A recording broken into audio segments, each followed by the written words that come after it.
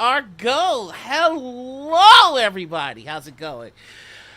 Welcome to the Bad Meets Evil one shot. Uh, I'm sorry. I'm very nervous and very excited to be doing this. Um, oh boy. Hold on. Let me just check and make sure that my sound is where it's supposed to be. Can everybody hear me? All right. Players, can you hear me? All right. Chat, can you hear me? I'm going to take that as a yes. Uh, Kill all the heroes. Jesus, we got villains in the chat too. Hi, everybody. I am your storyteller for today, Noir. I go by he, they. We have a fantastic story to tell you with some rather, let's say, morally scrupulous individuals. And to get started, we're going to get started by showing the most important part of any story, which are the people that make it happen. So, I like to work on a popcorn system. Who would like to introduce themselves and their villain? If you don't volunteer, you will get voluntoed. Well, I object to the appellation of villain. It seems terribly prescriptive, but I'm Sam DeLev.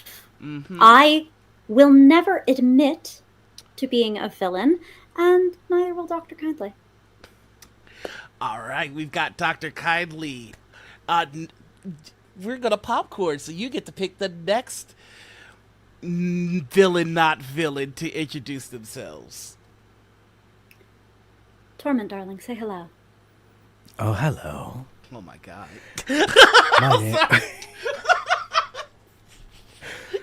My name is Cujo, pronouns he, him. Tonight I'll be playing Trevor, but let's be honest, you'll know me as Torment. Harbinger, darling. Yes, dear. Hi, hello, good evening, folks. You can call me Laura, or Tutu, or Laura Tutu. My pronouns are she, they. And I will be playing Annabelle Reese, also known as Harbinger. Affliction, dearest. Hello. I am LB Hackamup, and I'm going to be playing Affliction, and maybe her patron if it comes up. But yeah, I go by she, her. Affliction is she, they. And PJ, round it out. Bow, and all PJ, ye round it immortals, and I shall lift your head Bow, to the and sky. PJ. I am Tyr, god of justice, brother of Thor, son of Odin. And I am being played by PJ, and I'm really looking forward to seeing what happens when a god of justice is just so pissed.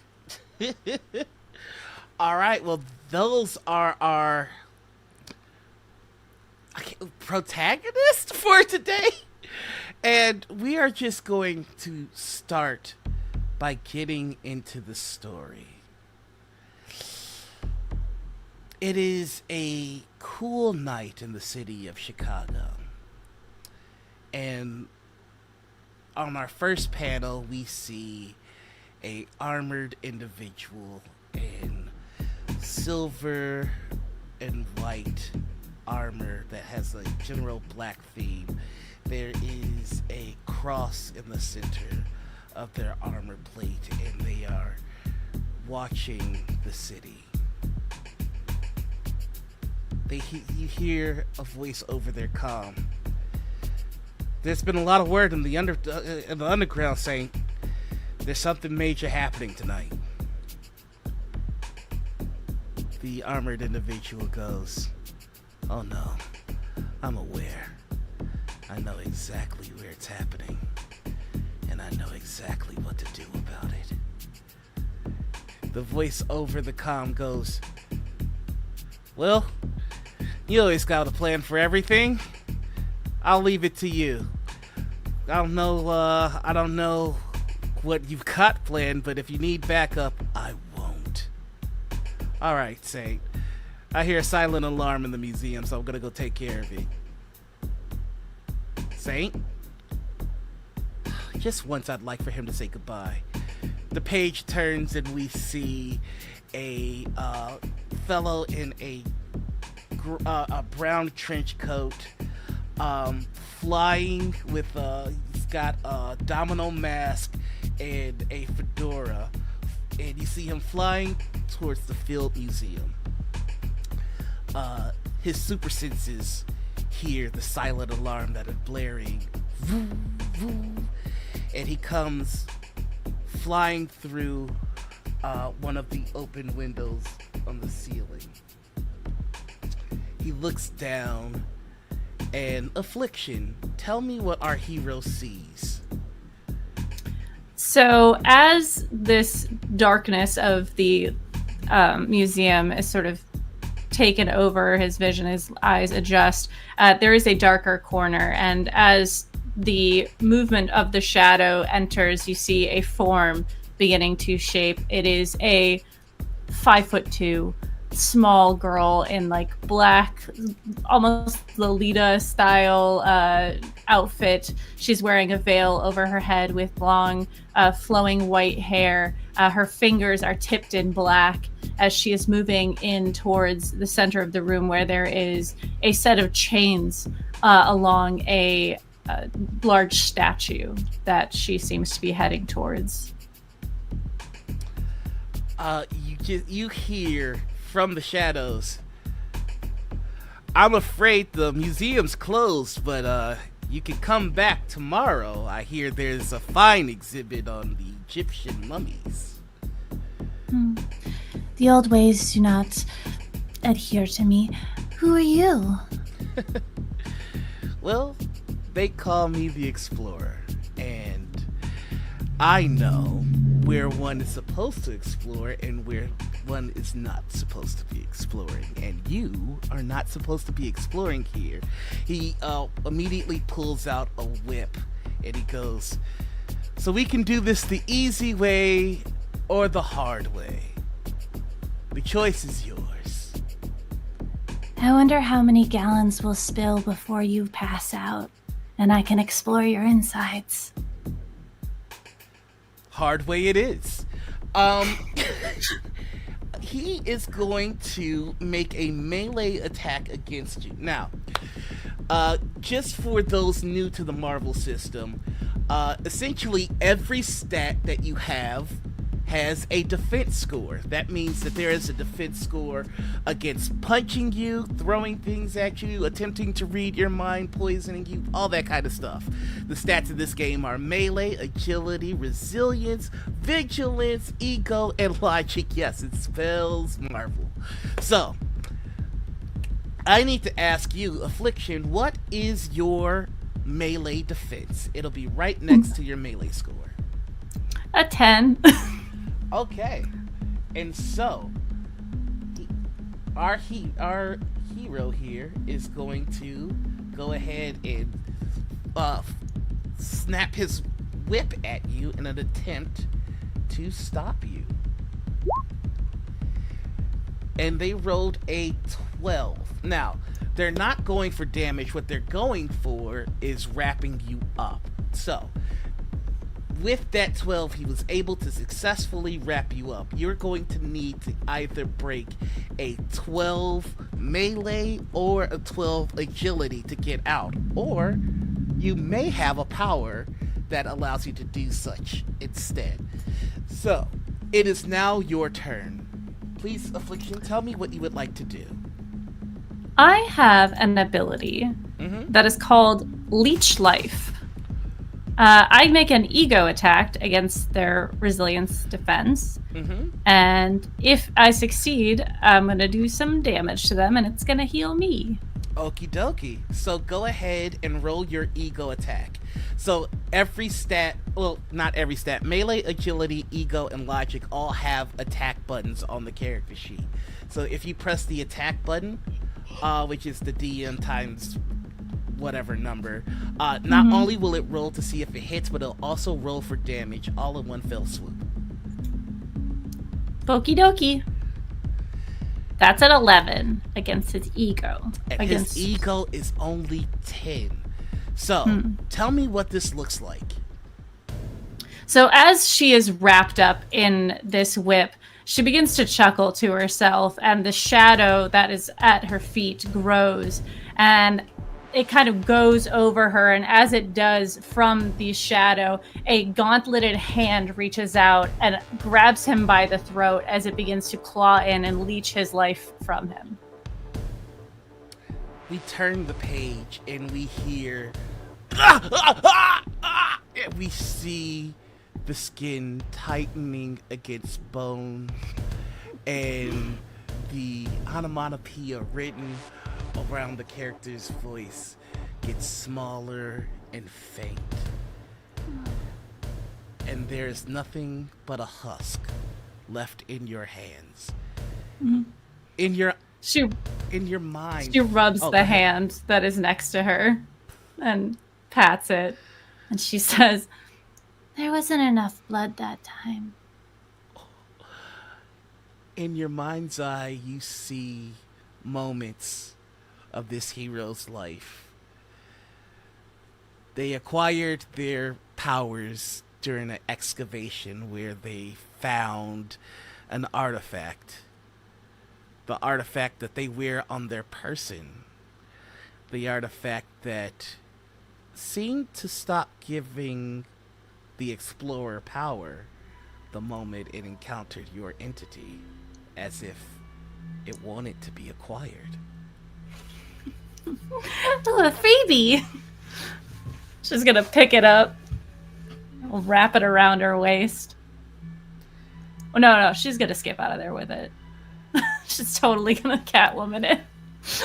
As you start to skip away, the husk rises, eyes glowing red, and you hear in a familiar voice, one that would send shudders down the spine of anyone else, but to you, it's like a warm blanket.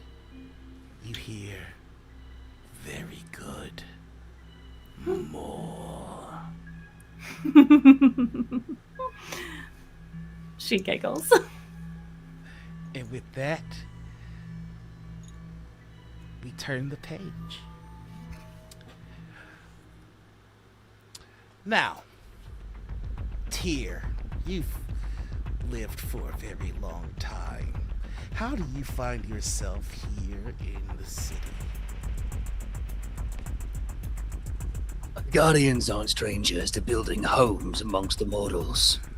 Through a veil of magic, I have built myself New Jotunheim for the giants and for myself.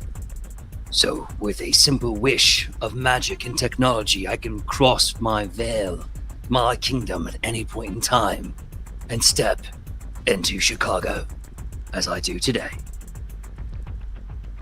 So does a piece of your new world appear in Chicago? Or does the whole place manifest within the city? New Jotunheim lives in almost like a pocket portal, yeah? Ooh. Through the veil. All you see of it is just me walking into Chicago out of thin air. To walk through that veil, of course, you'd need my permission.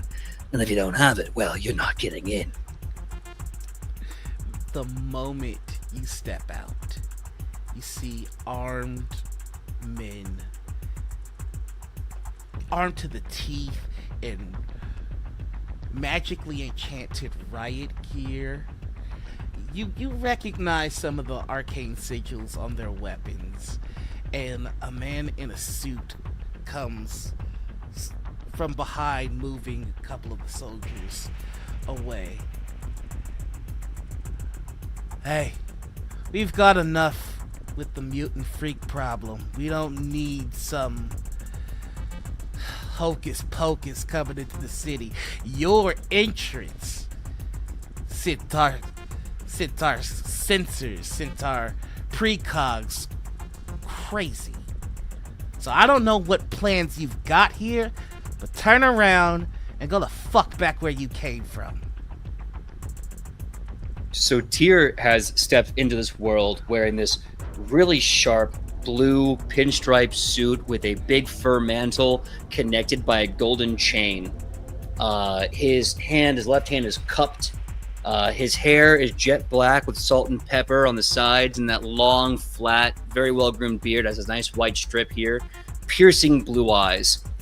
And as he steps out, 6'7", 5'10" of pure Asgardian muscle, he kind of looks around. And in this instant, there's this light that moves through him, and he is now in Asgardian chainmail with a similar fuzzy curled mantle. No actual torso covering, just covered in Asgardian runes, chainmail and nothing else. And he looks around. Last I checked, those mutant freaks have the same rights as you do, and if they don't, well, then they're going to. And if I'm not mistaken, you seem to threaten me. Yeah? Is that it? He looks back to the armed crew and go, Asgardian Protocol 4B6 Alpha Sigma. And you see one of the soldiers presses a button on the watch, and there is just the sound of a massive engine overhead. And he smiles. Listen here, baby Thor. We're very well aware of your type. We've been preparing for you. This ain't New York. So, turn around and go the fuck back to where you came from. Or we'll see just how many sons an Asgardian can take before they barbecue his ass. Under his breath, Tyr says, so it's violence then. It's always violence that they choose. And out loud, he looks to him and he says, you're mistaken. I'm not surrounded by a threat. I'm surrounded by fear and dead men. And I'm going to activate a massive telekinetic sphere to blow them all back with logic damage. Okay, go ahead and roll that attack. The number for these grunts is just 12. They only have 30 hit points, so let's see if you're able to take them out in one fell swoop. There's 6 of them that you have to deal with. Okay. So my logic is all my most of my TK stuff is based on my logic. So I'm gonna roll the 3d6 now. Okay. Oh, okay. All right. So it's 4s across the board. Okay. So that means it's 12. Yep, that'll do it.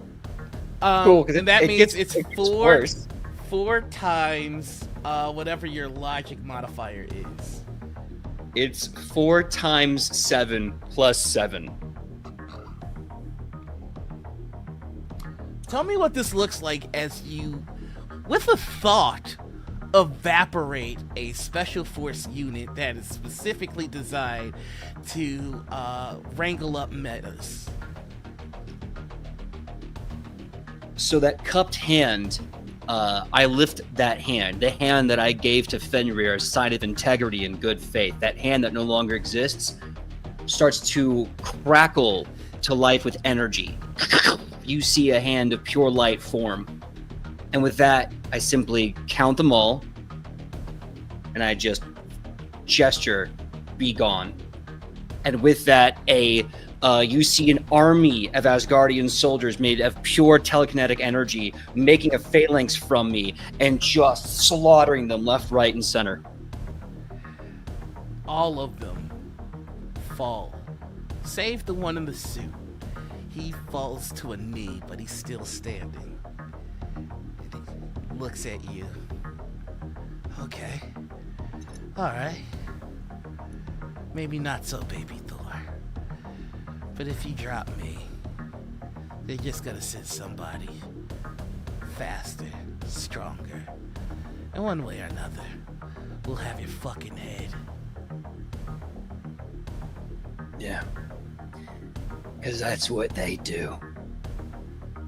Now, if you want mercy, I can give you an opportunity to finally do something righteous. But if you want violence, I can make them send that replacement of yours twice as fast. The choice is yours, as it always is. Stand up for something good for once, or just be another boot. struggles to his feet. It's taking great effort, but he walks towards you. He's almost face to face, and he offers you his hand.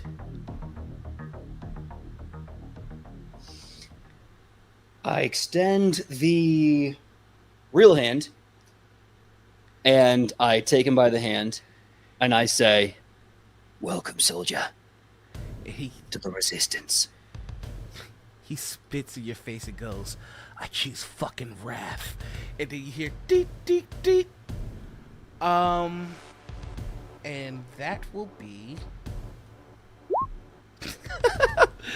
4 points of damage as this explosion. I'm going to activate my level 4 telekinetic protection, which has an armor of 40, so I take none. And so you're just there in a mess. Welcome to Chicago. They're lucky their food is good here, because this is bullshit. And we turn the page. The night is chilly and the moon is high. Where do we find Harbinger?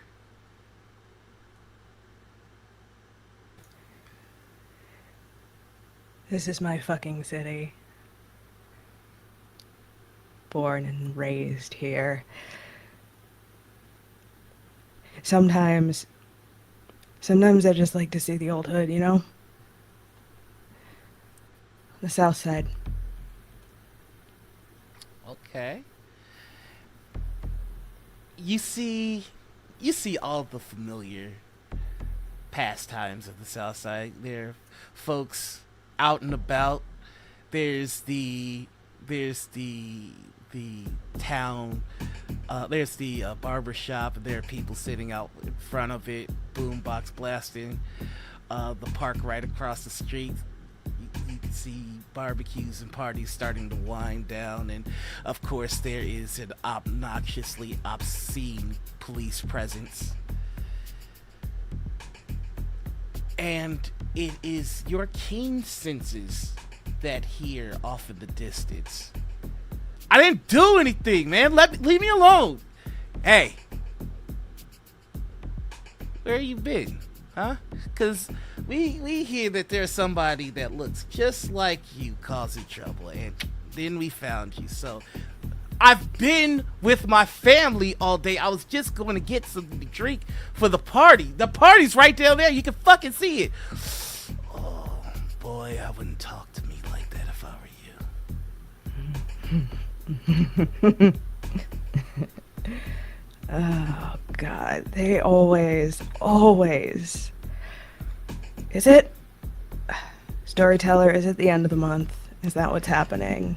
Is CPD out to fill their fucking quota? Oh, it is. Lots of people getting tickets for shit they didn't do. A lot of people getting their car towed for very skeevy reasons. In Chicago. And, Storyteller, if I follow the voices and the threat of violence, what would I find? You see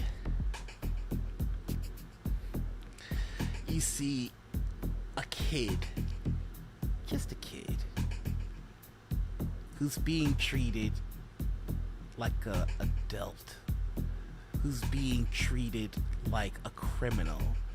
And this kid is doing everything he can to keep his composure.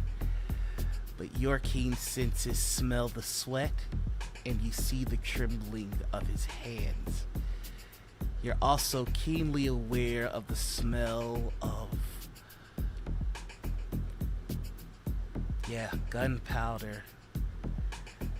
You can hear the accelerated heartbeat of the officers, and you see their hands lingering above their holsters. They're looking for a reason.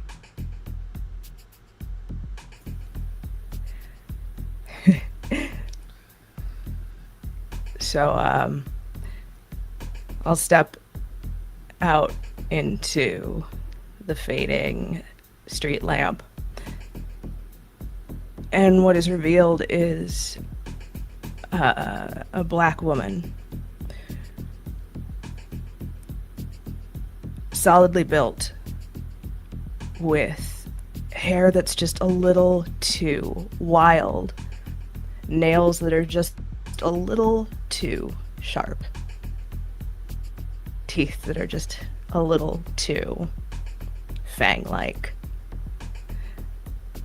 Dressed in a way that is almost your standard classic punk, with the Doc Martens and the blue jeans and the black t-shirt and the battle jacket, with patches and pins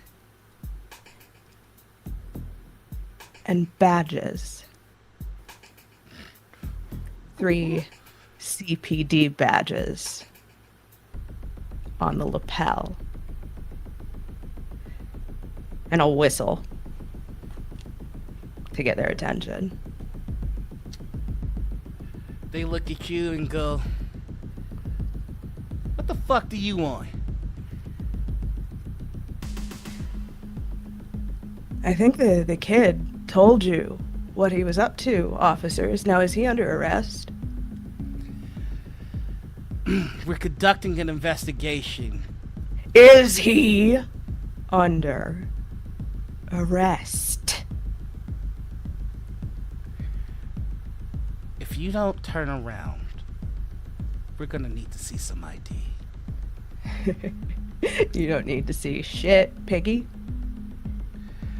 Immediately, gun drawn and pointed at you. Oh. You're gonna wish you hadn't done that. One step closer. That's all we need. Take one more step. The kid is looking at you, trembling, shaking, tears in his eyes, and he goes, "Just go!" Are they fully focused on me? He says that, and one of them turns towards him. Nope. I'm gonna go after the one that's focused on the kid. I'm not gonna make you make a roll for this. You tell me what you do to this motherfucker. It's a blur of leather and denim and a snarl that is too deep and resonant to be entirely human. The shot goes off, but it pings off the brick, and there's a crunch of bone as I shatter this bastard's wrist. You just hear immediately, "Fuck! Fuck!" and the other one starts shooting. Now, here's the thing about werewolves. Really, really thick hides. So, in this moment of panic, I am going to give them double trouble on their shot at you. Now, for those unaware of how this system works, if you know advantage and disadvantage, well, you pretty much get the concept of what trouble and age is. This is a 3d6 system, so if you have trouble, you are forced to re-roll the highest number. Double trouble means that you do it twice. Edge means that you get to re-roll the lowest number. If you have double edge, you do it twice, and of course, edge and trouble cancel out. So, I'm gonna roll, and then we're gonna adjust the roll in accordance to the trouble. Here we go. So they rolled a 2, 4, and a 1, which I automatically know is a miss. But for hilarity's sake, we're gonna do trouble on the 4, which drops it to a 3. Double trouble means we do it again. It's a 3 again. The shots. You know what? The shots technically miss, but you tell me how you want this to look. They've shot, and the shots are harmless, but if you want to just tank them, or if you want them to miss, that is your choice.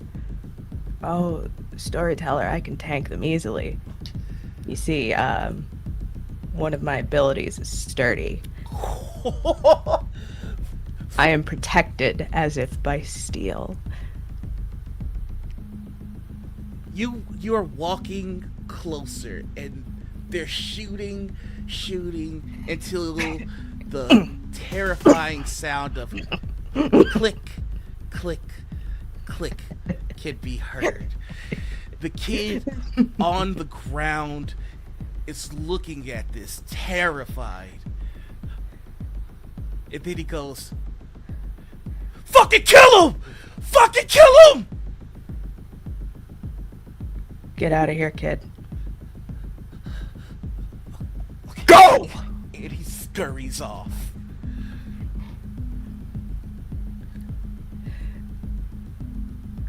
Are they both out? Are they both empty? They are both empty. One of them is pissing his pants, and the other one is trying to reload his magazine, which is terribly difficult to do with a shattered wrist. Yeah. So the one that's relieved himself, I'm going to quite literally grab him by the collar and throw him into the dumpster next to me. And then I'm gonna wait. I'm gonna let this son of a bitch get his gun loaded. And I would like to give him the opportunity to raise that weapon. And he the whole time he's struggling through gritted teeth trying to make this happen. The magazine's not quite going in the slot, and the dexterity needed to make it happen is just not there with this wrist. And he goes, "You think this makes a fucking difference?" I'm fucking waiting, sweetie. What are you, some kind of mute freak? You could say that. And I'll let him get the gun up, and I will dart forward faster than he can even perceive until the muzzle of that gun is pressed right between my eyes. Come on. Come on. Come on. You already emptied one clip but didn't do shit. What do you think it's gonna do, huh? Come on, baby. He pulls the trigger with triple trouble. Oh my god, this is... Oh boy. Oh boy. Muzzle to the center of your face, the gun goes off. But the thing is, if you shoot a piece of steel, gun directly to steel, well, ding! Gun goes flying out of his hands, and you see a gush of blood come from the hand as there is backfire. Fucking do it. Do it, you crazy bitch. I don't give a shit. One way or another, we will get you. Mutant. Black. It's only a matter of fucking time. I'm sure it is. But until such time, I'm gonna take as many of you motherfuckers down with me, and the claws on my left hand extend to something unnatural and inhuman, and I drive my fist into his chest. Before that happens, roll me an ego check with triple edge. Oh god, how do I do that? So you're going to roll on roll 20. Mm-hmm. And then you're gonna hover over the lowest number. Since they're all fives, you're gonna pick the middle one because that's your Marvel die. If that becomes either a 6 or if that becomes a 6, great, it means more. But if it becomes a Marvel, that means it's fantastic, which is critical in this system. Okay. I did an edge, and I got another 19 total apparently. So you get to do it 2 more times because you have triple edge. And that's a 20. One more. Okie dokie. So 20 it is. He sees the claws extend. And you've done this before. But that's not where his eyes are focused. In his last moments, you see that his eyes are affixed to one of the badges you're wearing. You killed Roscoe. I did. And I enjoyed every second of it. I'll see you in hell. See you there, baby. Tell me what this looks like. It is. It's like pushing my hand through a wet paper bag and pulling out a piece of overripe fruit. Everybody at the table, you get 1 karma. just everybody has been. I've loved all of these so much, and we're not even done yet. We turn the page. The last thing we see is Harbinger adding 1 more badge to the collection. Dr. Kindly, where do we find you? Oh, at night? Mm-hmm. How late at night are we? Well, it's a comic, so we can go a little before or a little after anyone here. So what time do you think we would find Dr. Kindly in the most interesting situation? It's just I'm a bit of a morning person. I have clinic tomorrow. I will need to get to bed early. But there was a house call I wanted to make. I saw a patient, but she missed her follow-up. And I'm a little concerned. So I've scheduled a house call, and, well, I suppose right now we'd be finding me arriving. And it's you're on the outskirts of Chicago. You're by like Schaumburg, like a suburb, hoity-toity, and there is a 3-story house. It's really nice. There's an old classic car in the driveway, and right behind it there's a Tesla. And as they see you come in, there is a rather skinny, frail older gentleman with he's got a comb over. Those last 3 strands are fighting for their life, and he's got thick Coke bottle glasses, and as he sees you coming towards the door, immediately has it open for you. Dr. Kindly, we've been waiting for you. It's always so good to see you. Mabel has been looking forward to seeing you. Well, I know that my profession is the kind of help one hopes never to need. But nonetheless, I'm here. Well, and what all is going on? Well, it's not looking great, and I just want to spend a little bit more time. Can I get you anything? A tea, drink, coffee, soda, pop? What's the difference?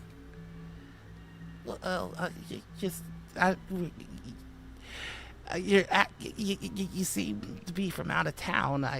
Some people call it soda, some people call it pop. I try to be hospitable. I appreciate it. Which one is it here? It's soda. Can you tell I hate Schaumburg? It's soda.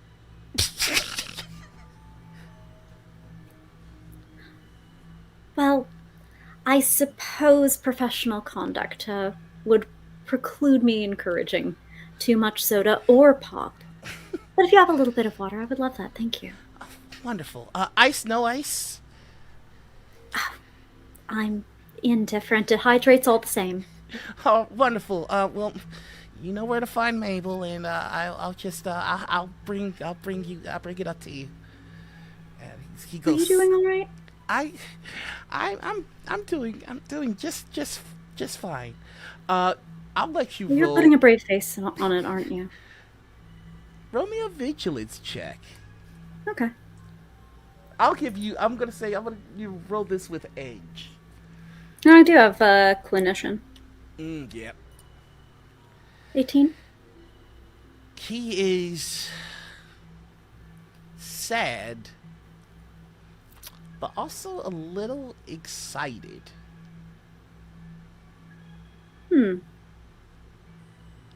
Interesting. Any dimensionality to the excitement or direction? Does it feel tied to Mabel, to me, to something else? It's like a long wait is finally over. I see. I'm going to go check on Mabel now. Right, I'll bring you your water. Thank you so much. And you go up the stairs and you see Mabel. Her room has been decked out in medical equipment. You know, at this point, it's more about keeping Mabel comfortable than anything. I mean, she has shrunk in size. But with great effort, the moment you walk through the threshold, her head turns and you see a big old smile.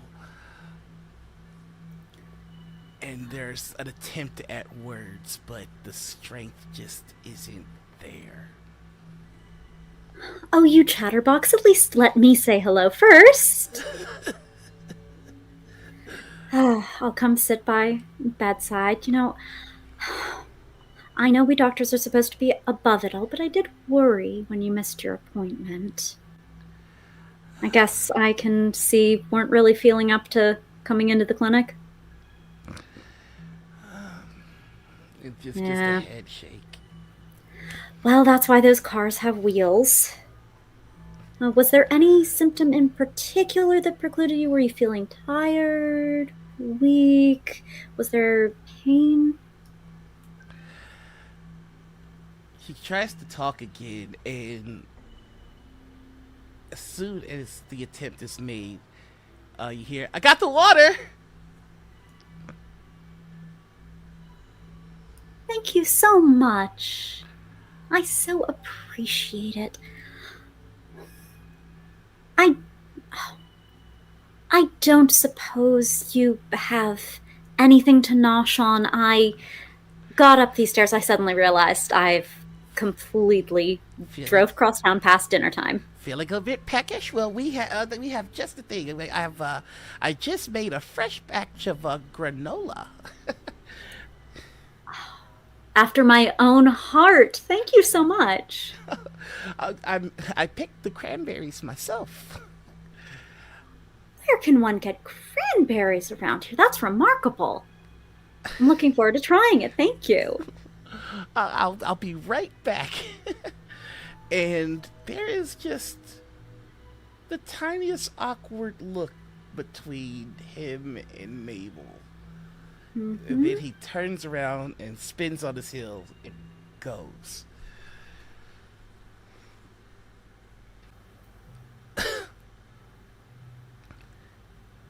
Up to something.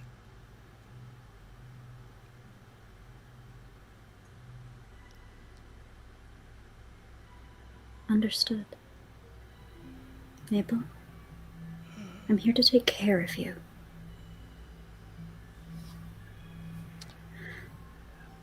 You see, this is a tough old lady, and she points at a desk.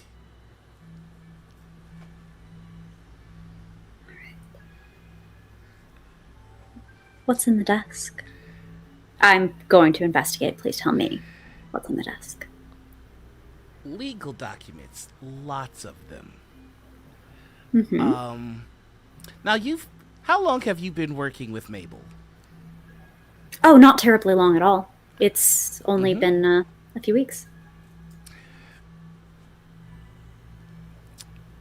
There's been a grant of power of attorney all of a sudden. I see. You also see a budget. You see plans for an exorbitant amount of wealth. And then you hear, Granola! I close the door. Oh, perfect. It's really very kind of you. I'm sorry to impose. It's nothing really. So what you looking at? Oh, just checking through it. I'm getting the sense there might be some environmental contaminants that are exacerbating Mabel's symptoms, and since this appears to be the room she spends most of her time in, due diligence, I do have to check it out. Okay, alright. Mm-hmm. What'll it cost? No.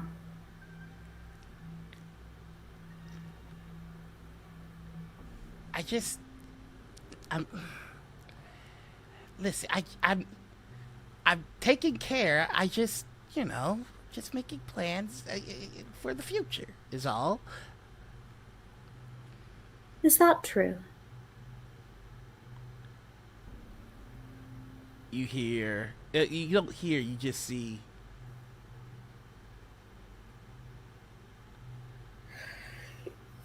I'm going to look over, usually on hospital beds, even the ones that you have in the house, there's a nice little place where you can have the clipboard with the chart, looking things over. I'm going to pick that up. Looking through of the various medications here, are there opportunities for introduction of toxic substances? Roll me a logic check. I'm going to give you triple edge on this. Thank you. It will also be +5 on +4 on what we see on the result. Jesus. The system doesn't quite accommodate. So, 1, 2, 3. So that'll be 26.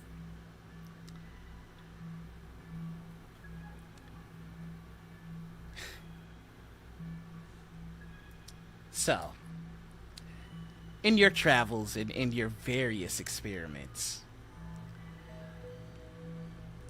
you have come across individuals with very subtle powers.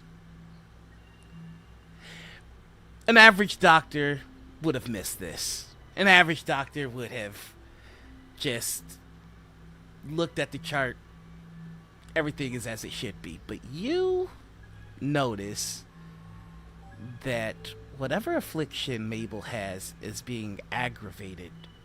And not by an environmental change, not even by normal physiology. This is a very, very, very subtle power. It's an insidious and subtle power.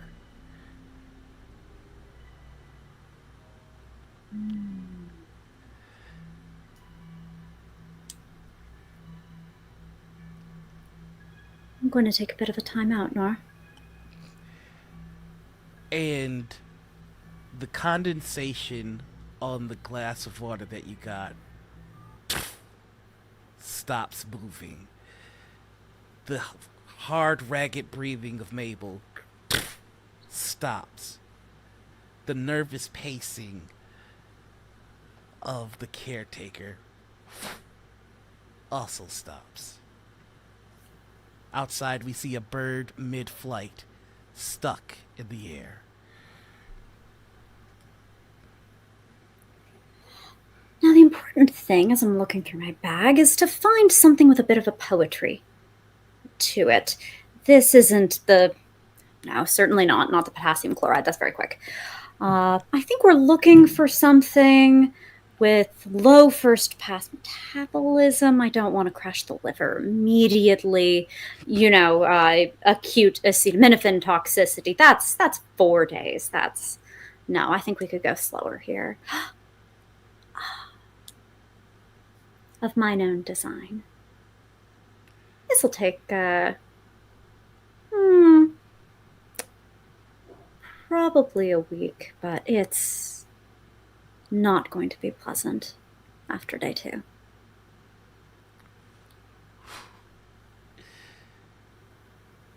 Anyway, I'm going to inject that. You eject it, and he's none the wiser. Just standing there, stuck in this moment.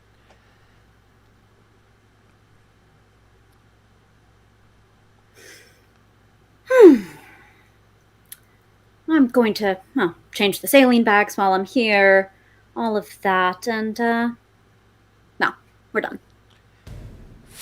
Everything goes back to normal. I'm just riding out what's naturally a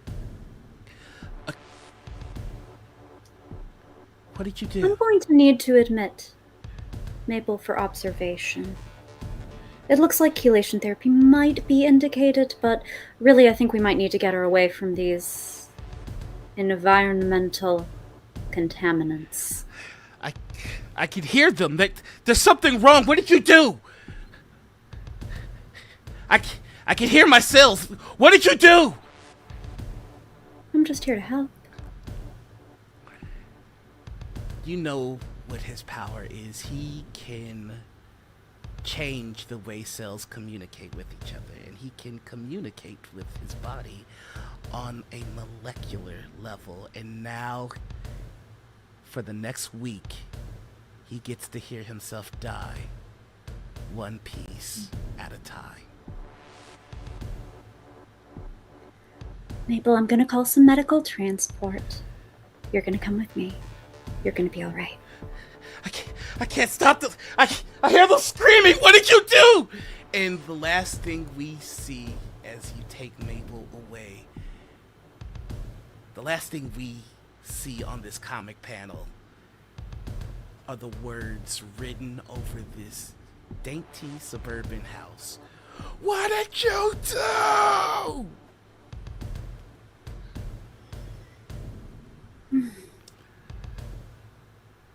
We turn the page, and we find Torment. Torment, where do we find you? Oh, around probably near Millennium Park. I'm feeling a bit of a stroll. It's a wonderful night after all. I might be following someone. Might not be. Haven't quite decided yet if they're worth my time yet. Well, you're walking around Millennium Park, and you could hear the sounds of the orchestra practicing, as they tend to do in warm summer days all the way up into the cool summer nights. There are people dancing and playing around in the fountain, and there is still an obnoxiously large crowd by the beam. 1 second. It's called the beam. Fuck Cloudgate. I'm sorry. You're right, though. Okay. That's fine. And I can recover from this. It's very easy to be lost in this sea of people. And that's exactly what you are. You are in this sea of people.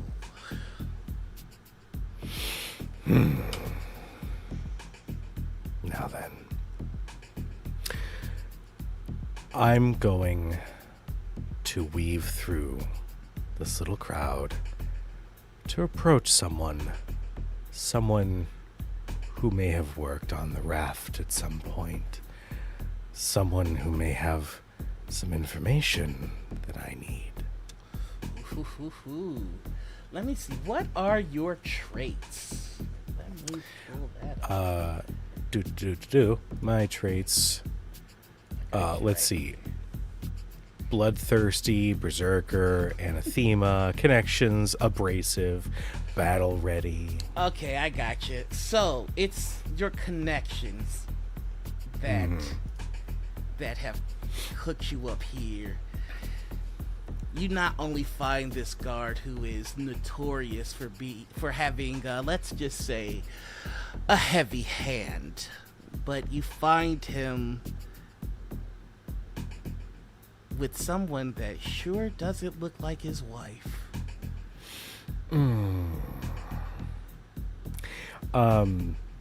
For the chat, Trevor looks like a nightmare of a human.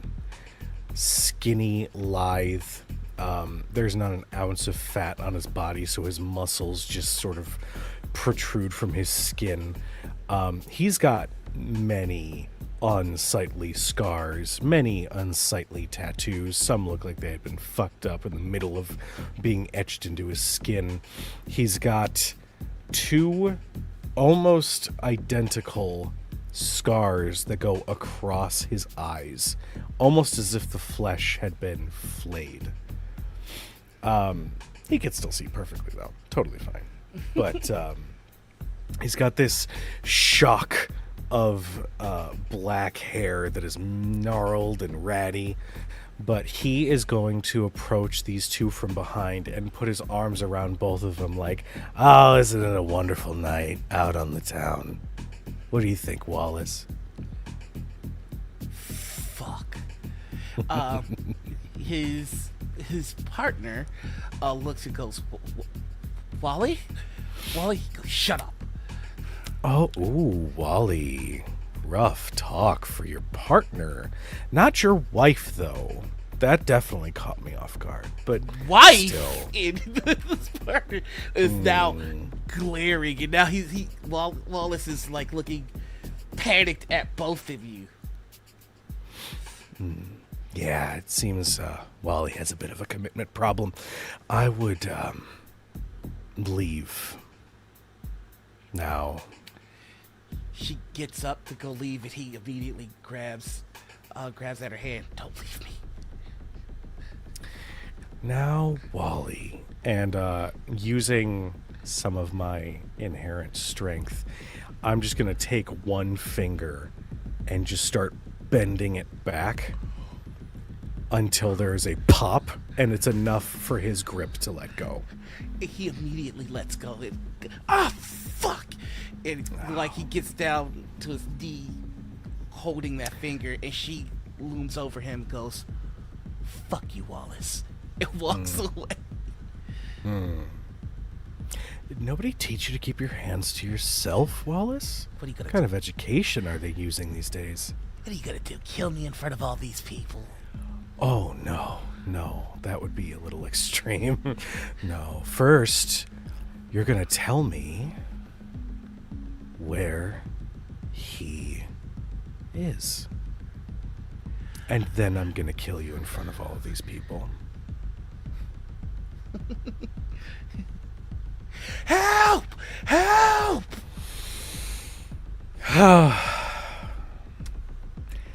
You know, I really hate when they just want to make things He freaks out. Everyone hears his cries for help, and 2 of the security guards, I am going to make them roll resilience to see if they heard that. To see if discretion is the better part of valor today. I suppose that's a wonderful thing to go for. They have to roll higher than 13 in order to choose to do their job. These aren't cops. These are rent-a-cops. They're just there to make sure kids don't spray paint the bean. So here we go. One guy immediately says, nope, fuck this. He rolled a critical. He just goes, "Ah, fuck, I just got this job. Hey! And he pulls out a gun. Don't fucking move, man. Would you say that if I move, I'm dead? Or some sort of stupid phrase you all use? If you Come on. if you move, I'm gonna pop your ass. You're... Sorry. I was really hoping you'd come up with something more original. And in that moment, Trevor's hand shoots out and a black ichor symbiote fires out and goes straight across his face. Would you like me to roll? Roll agility and roll. Well, so you're gonna roll the attack on agility. Okay. All you have to beat is 11. This is a rent-a-cop. How's an 18? My God! And no, see, that's a fucking critical. Is what that is. So you all see now. Here is the deal. You have the bloodthirsty trait. Now I should tell you folks what traits are. So whenever you create a character in Marvel, you get a collection of traits and tags. These are things that help flesh out your character, and some of them have mechanics. For example, if you are a hero and you do overkill damage, well, the person that you did overkill is at 1 hit point and just unconscious. Now, the opposite of the heroic tag is the bloodthirsty tag.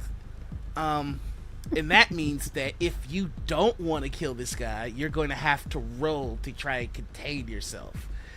But if you fail that, or you just choose not to, I can tell you that his hit points is exactly 30 hit points.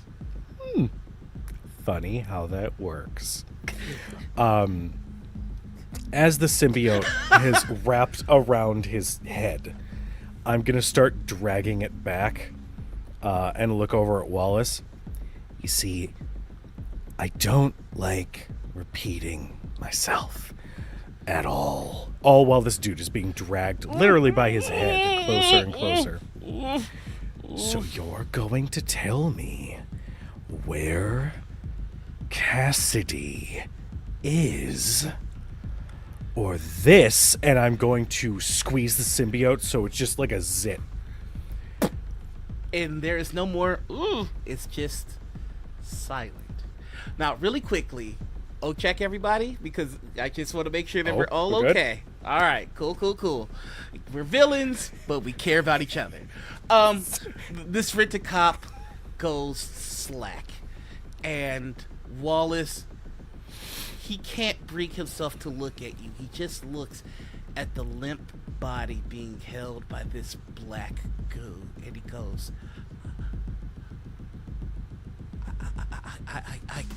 I don't know where he is. He went. He heard you looking for him. He went low. He went underground.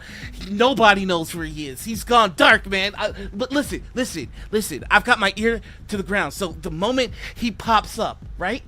The moment he pops up, I could be your man on the inside. Just come on, man. Hey, no, shh. don't fucking The kill. musicians are practicing. We want to be respectful to the orchestra.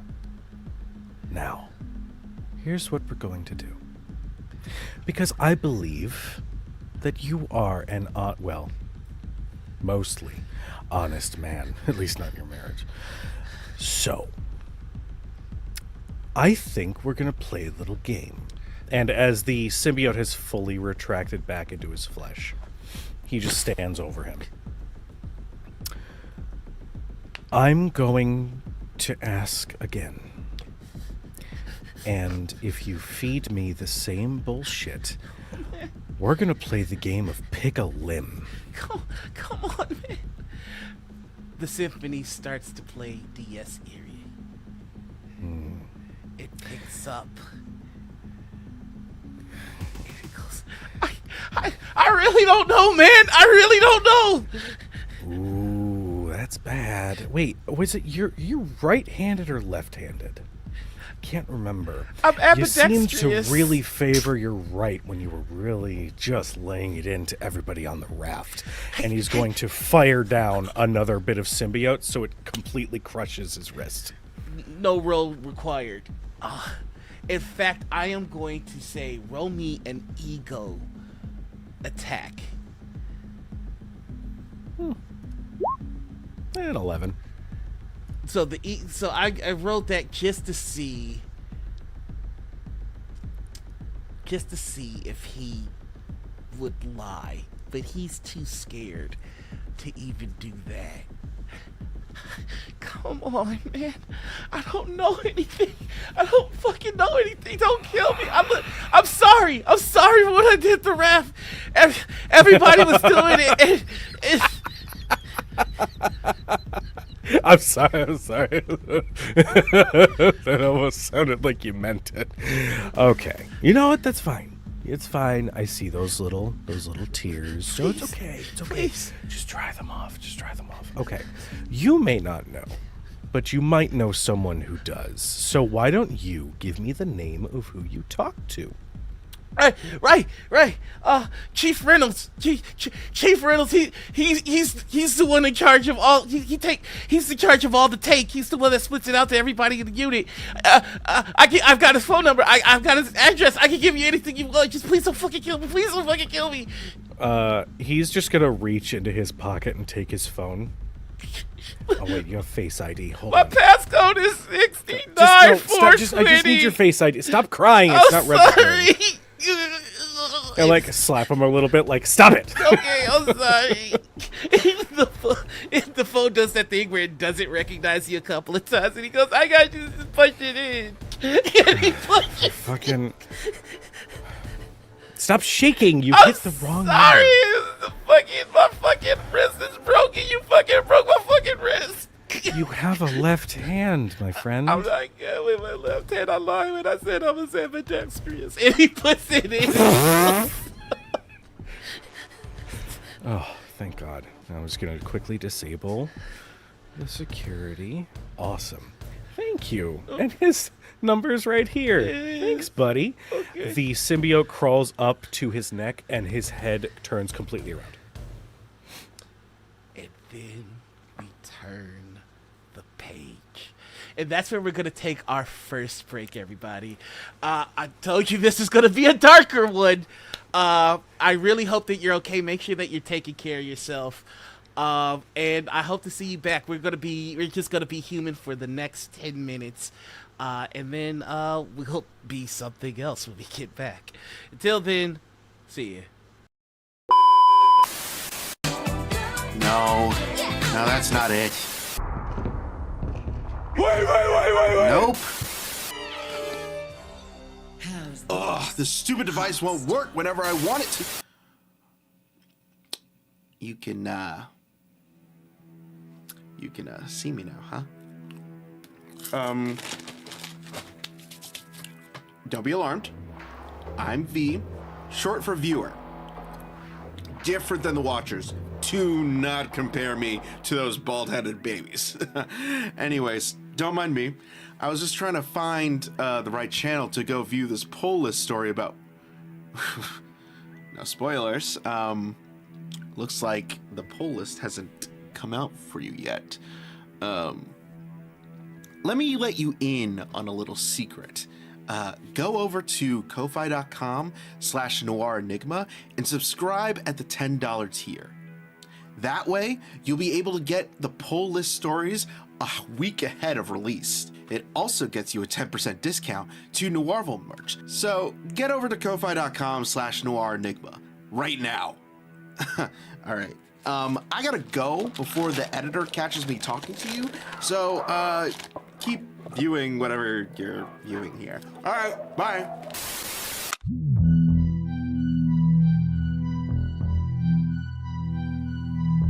There are 3 things you learn in this job.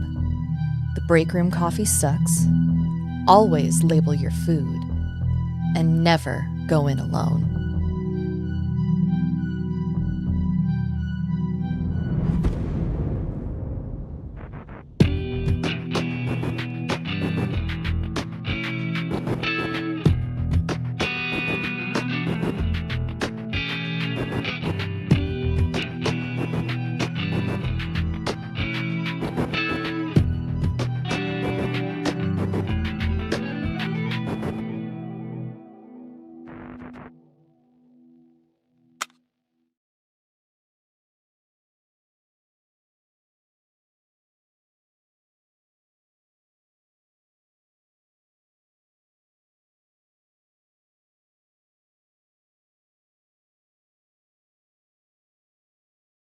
Embarrassing. Hello, everybody. We are back. We had a pretty fun break. We hope you did as well. I noticed that my captions were acting a little funny, so just show me a little bit of grace as I attempt to repair them here, which I'm going to do right now, and I'm gonna sing you the song, my people, while I do it. I have no idea where this window is. I was seriously, I was like, is that the Mario Star theme? Kinda. All right, so we're back. And we are just going to get right back into it. We left our heroes after catching what a night in their lives looks like. And now we will see what their day looks like. And we will start with Harbinger. Where do you lay your head at night? Where do you sleep? It's, well, it's not anything glamorous. But it's a roof and 4 walls. Still on the south side? Just on the border. Not, too close, just to be safe. Okay, alright. And so, when do you normally wake up? It fully depends on what I've been up to the night before, but considering the previous night's activities, let's call it closer to noon. Okay. And so it's noon and you're slowly starting to get up.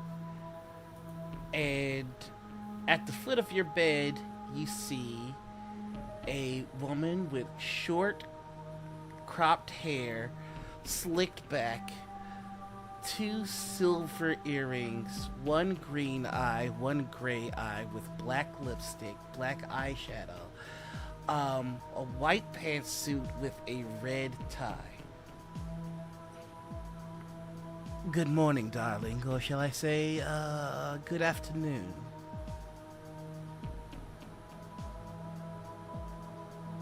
Who the fuck are you?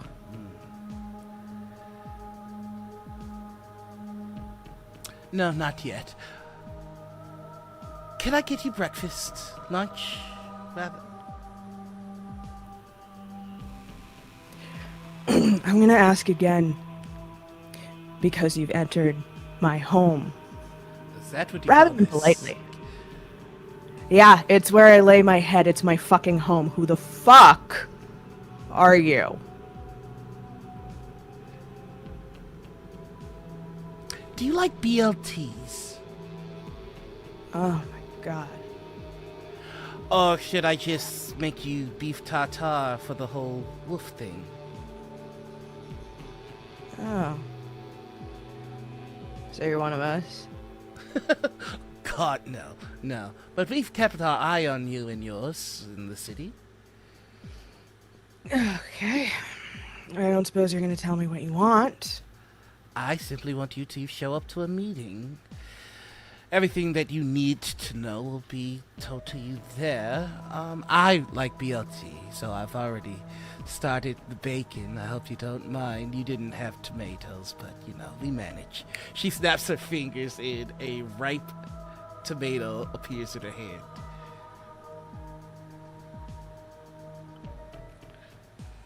Don't act like you're not a little impressed. Darling. One of my compatriots is a literal god. Oh. Do you not want the BLT because you've had your fill of bacon last night? Oh, you saw that? I am not usually one for such unrestrained carnage, but it was a work of art. I really wanted to see just what you're like in the wild. I hope you don't mind the deception. Oh, right. I haven't exposed the deception yet, right? And you see a shimmer around her face, and you see the young man that was being accosted last night. Oh, help! Sorry. Oh, help! Help! I need help! I'm defenseless and, oh, the bacon's done. And then she gets up and walks to your kitchen. There's a very long, very put upon sigh. But I will get up. I will throw on some sweatpants and I will follow.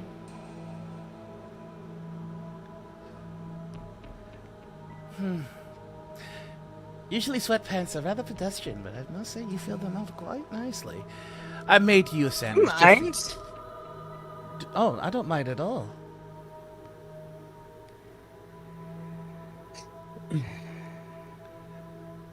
You didn't have any orange juice, which I find goes best with BLT, but I did see some Kool-Aid. Help yourself, babe. Well, if there's permission to be given, I suppose there's permission to be had. You see her pour.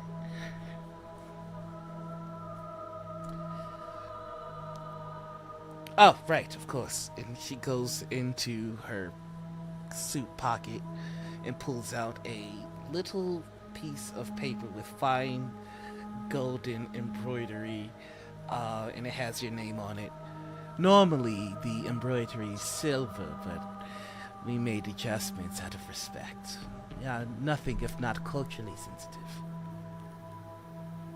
Yeah, appreciate it. Not a problem. Well, I'll take the item. Well, going to take my sandwich to go if you don't mind. There is one last matter that I'd like to. This isn't for the boss. This is more for myself. Can I see your collection? My collection? Yes, your collection. Sure. I'll throw the invitation on the kind of rickety secondhand table in the kitchen. Go to a little side closet and pull the battle jacket out and just sort of toss it over the chair. She looks at all the badges. She plucks one in particular, and there is a cool, non-plush disposition that she's worn the entire time, but looking at this badge, there is a look of disgust and then of pure, unadulterated glee. You certainly do fine work, I must say. Do you freelance? Can one perhaps contract you? I'm expensive, princess. I would certainly hope so. It'd be a waste to be as rich as I am if I didn't have something worth spending it on. Fine. Give me the details. We'll work something out. I'll have my people call your people, but if that is to be the case, there is just one error that I must correct you on. I'm not a princess, love. I'm a queen.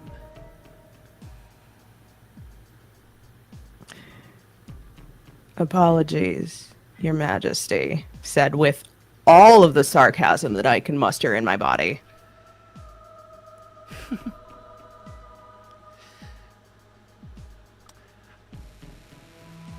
You know, we might have a position for you. But Why don't you go to orientation first, and then we'll work out the details. Goodbye. Toodles. He gets up, takes a sandwich, takes the glass of Kool-Aid and goes, "You don't mind if I take this with me, do you?" I'll just steal another one the next time I'm at the diner. Wonderful. She walks out. Maybe you've got the slip. Just kind of stare for a moment, and like, as previously stated, one of my compatriots is a literal Asgardian god, so it takes a lot for me to be sort of off-put, but I'm just sort of presently just, what? Fucking weirdos. Weirdos. All of them. But I will pick up the slip and pop it open. To our distinguished guest, we would love to have you at the Dark Banquet, located at Sears Tower, floor -19.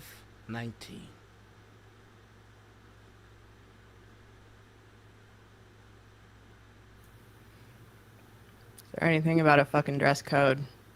Nope. Thank God. Alright. It's not like I got anything else better to do. I will sit down and dig into my sandwich. It is awful. This person cannot cook. The bacon is burnt. A BLT is supposed to be bacon, lettuce, and tomato. You're pretty sure that's spinach. It is not great. I'm gonna spit my coffee. Okay. Alright. No. That goes in the trash. I'm gonna find breakfast somewhere else, apparently. And with that, we turn the page. Affliction. Where do we find you in the day, and when does Affliction wake up? Affliction doesn't sleep. She hasn't in a century. But she has her own little space. It's probably off one of the tunnels for. Is there an underground in Chicago? Oh, absolutely. We've got a wonderful L station or L system. It's just like one of the old tunnels that was kind of caved in, so you hear the sounds of the trains going by. But she's got her witchy stuff out, and she's kind of mulling over the new item that she has, and you can see her casting spells around it to get a good idea of what this thing is. And she's doesn't need to be veiled, so she'll be fully out and awares. There. Roll me I'll give you the choice of ego versus logic. Ego would be trying to figure this out by pure force of will. Logic would be trying to figure it out via knowledge and intelligence. Ego for sure. She is very much more so into her magic than she is using her brain. All right, so in my the target number was 12. You got a 15, and so you look at this item, and it starts to levitate in the air, and you feel the magic from it. You feel the spirit of exploration, the unending thirst for knowledge. You can feel all of humanity's curiosity welled into this artifact. It's hungry. But more than that, it contains such knowledge. It contains dark, forbidden, unknown secrets. But the trap is to reach and retrieve that knowledge, it puts you in contact with this force that seeks to consume all that you know. Oh, she is very excited. It's exactly what she needs, and she wasn't even looking for it. How nice! What a nice little thing that's fallen in her lap. She is going to spend most of her time just trying to get at solve this puzzle. As we see you reach out, the essence of guardians manifest, and you see the fractured soul of the hero, the explorer, standing in your way in a long line of explorers, a long line of those who swore to protect this relic, standing in your way to stop you from learning the secrets within. You should have chose better. She starts like, go away. I am going to say they are stalwart and not moving. Just you try with just sheer force of will, and when you reach the limits of your own power, your own will, you feel yourself lent power by your dark entity, and yet still they remain vigilant.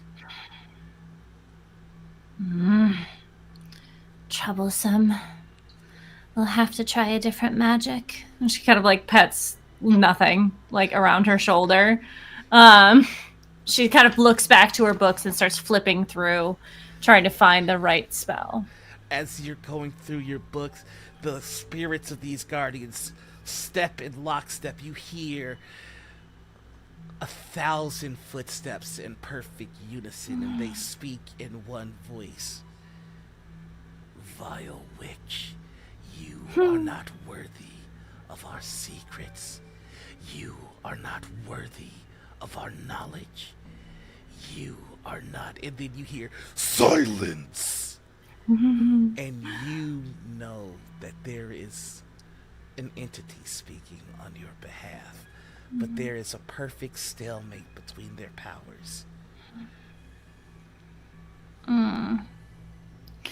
Well, at least I don't bow to you. I have someone better.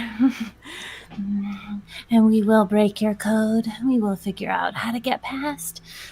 It just takes time, and that is all that we have. But it could take a little less time, don't you think? And you see a gentleman in a white robe, slicked back hair, and a golden monocle. I hope you don't mind the intrusion. I can't stand to see a fellow practitioner of the sacred arts struggling, and, well, you look as though you might need a hand. Hello? And you see he waves at a spirit only you have ever been able to see. And who might you be? An interested party, one that wants a world in which we can partake in our God-given, or let's say other given abilities without worrying about restrictions and sorcerers, supreme or not. Yes? Go on. I have something that you might need. And I would love to give it to you. Really, really, I would. I was only given a fraction to show you that we are useful to you and your master.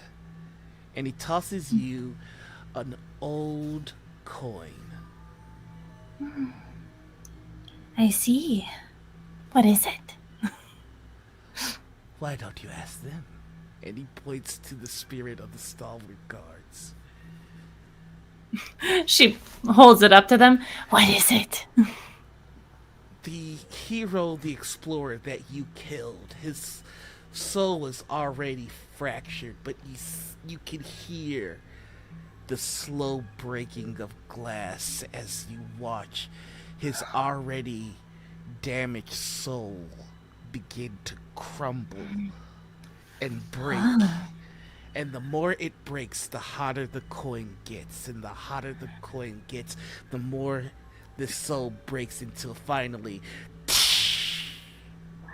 as though the entire world was made of glass, you hear the shattering all around you. And that guard is gone, and so is the coin. But the others, in perfect lockstep, fill the gap that was left by that broken soul. That was wonderful. We can break bones and bodies, but you can break souls. They can do far more than that, but the problem is, you see the sigil of the Eye of Agamemnon slowly begin to manifest. And he quickly casts a spell, and you are covered in a dome of blinking eyes. And you see from the sigil of Agamemnon,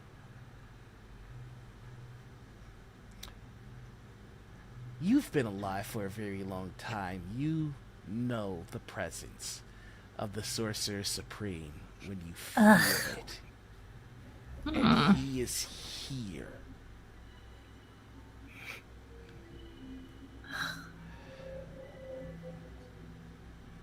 Wong, I don't see anything, but I know something's off. And you see he's tracing magical lines all around the area that you're both in. And as he walks in the direction of the dome, he immediately appears on the other side. And he doesn't seem to realize that he was moved. Now the man in the white robe is struggling. You can hear him straining. And you see the sweat that's pouring down from his face slowly start to turn to blood. God, I need him to leave. She's gonna walk over and she's gonna like place her hand on his face and like wipe some of it away. And she's gonna try to help him hold this thing open. Now, or keep it closed, I guess. I know that this is not how the mechanics work. But fuck it. We ball. Yeah. You just, the other night, consumed the life of an entire person. You can tell that this spell is draining the life from this caster that is hiding you from the world's most powerful caster. I know what I'm gonna do. What are you gonna I'm gonna do? reverse the spell and use it on me to him. But I'll use the other version where it's not the soul sucking, it's just the, might sucking one. And so the remaining essence of the hero, the explorer, flows from you to this mysterious caster that is hiding you. And right when you feel the reserves of that spare essence leave your body, and the spell starts to touch on the energy of your own soul, you hear Dr. Stephen Strange go, I can't believe my sensors was wrong. Wong, I told you not to mess with the... And he just vanishes. What a prick. Every dimension. You're fucking telling me. Fuck. Like takes his face in her hands and she kind of like smears the blood on him a little bit. It's okay. I'll let you live. Thanks. You think you got one more favor? You think you've got one more favor in you? if you can show me how to break these puny souls, of course. Well, I can't. In his hands, an invitation. But I know somebody who can.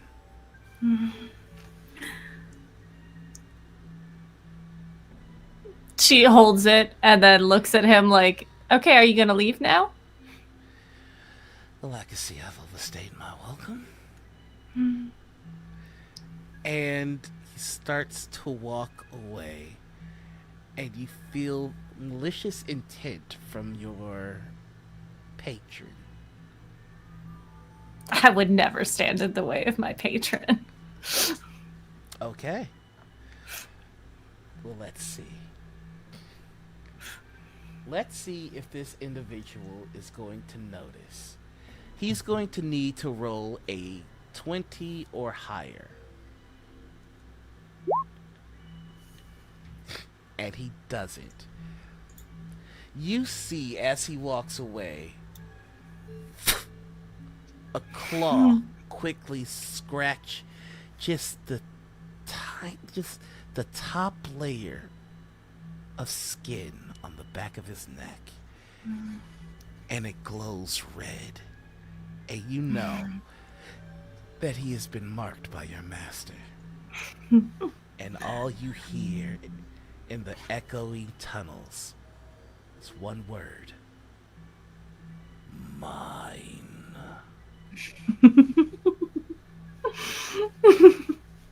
She goes and opens the letter and reads what's inside. To our distinguished guest, your presence is desired.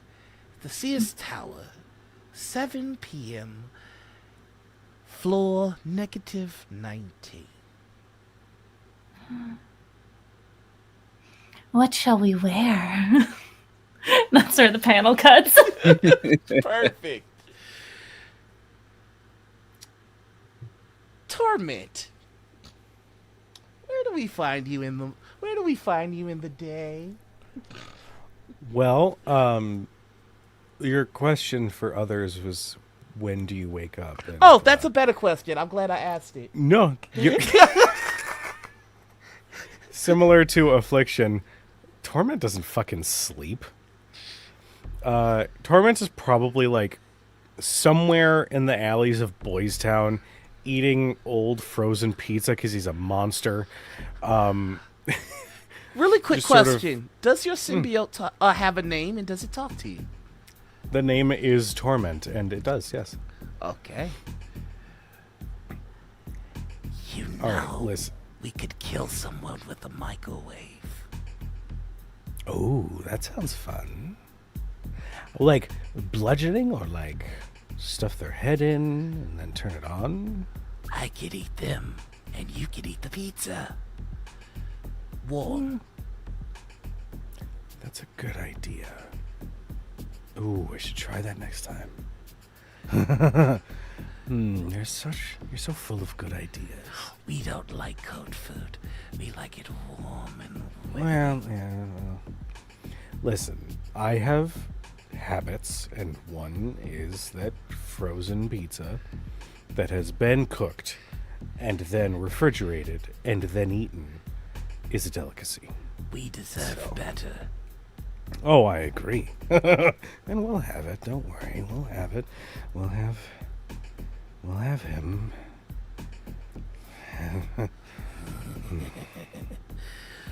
We will have him.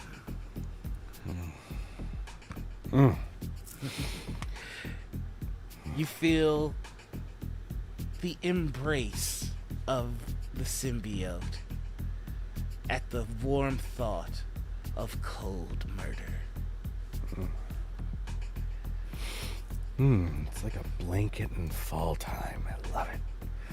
But we have to be productive. We have a name. Should we visit now or later? Wait. And I'll fetch Wallace's phone and start flipping through his messages. Oh, disgusting. Why would he send that in without permission? Really? Just people are fucking awful. You'll learn this soon enough. He really needs to work on his framing. His lighting is awful. Well, I suppose if we were of that build, we wouldn't want the light on us either. Entirely fair.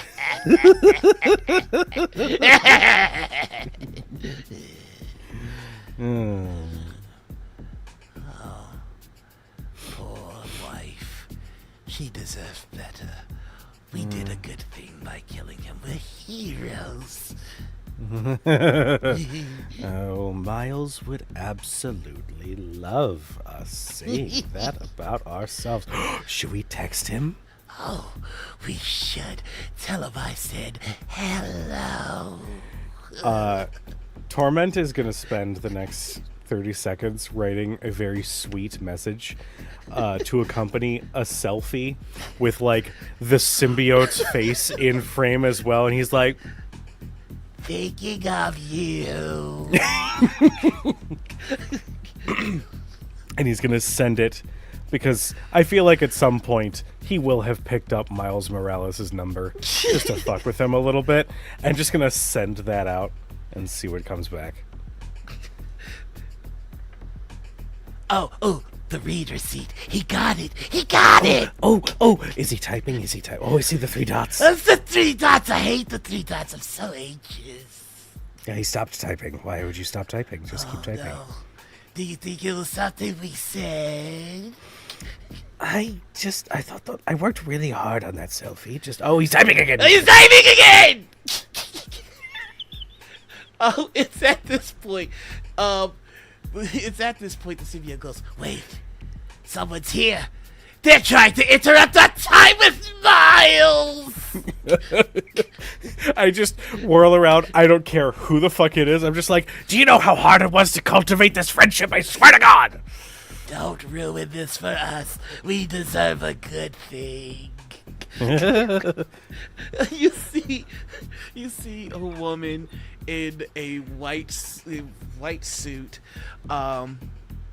slick backed white hair, and she goes, "Far be it from me to interrupt. Please continue. I just have an opportunity for the both of you, and I thought that this one talks too much." Clearly. No, please, let's hear that douchey British accent some more. Please, whatever monologue you have, let's continue with it. It's so thrilling. Perhaps it would be better if I had a translator. Would that work for the both of you? We understand English. Is she saying It's we more don't just- understand English? That's rude. I think she thinks she's using bigger words than we know what they mean. And that is an insult. And that doesn't sit well with us. No one calls us stupid. You see, she opens her palm, and the white suit, the sleeve, crawls up her hand and forms a face. It's really my accent that you have a problem with. My host is, And you see the white face on the sleeve looks at the body, who has grown far more pale, and the head is going slack. Oh, I understand. See, I was about to say hello, naughty list, but then I realize, you haven't found your match yet. How sad. Well, at least this host it has the courtesy of dying slowly. Well, I suppose you only have a little bit of time left. It would be rude to vamp for any longer. Please, Yes, what is it that you were meaning to produce for us? Was it some invitation or to some gala? Would you like to offer some caviar? I would actually like caviar. Actually, if you have some caviar on you, that would be great right We now. would like the caviar, please. We would like...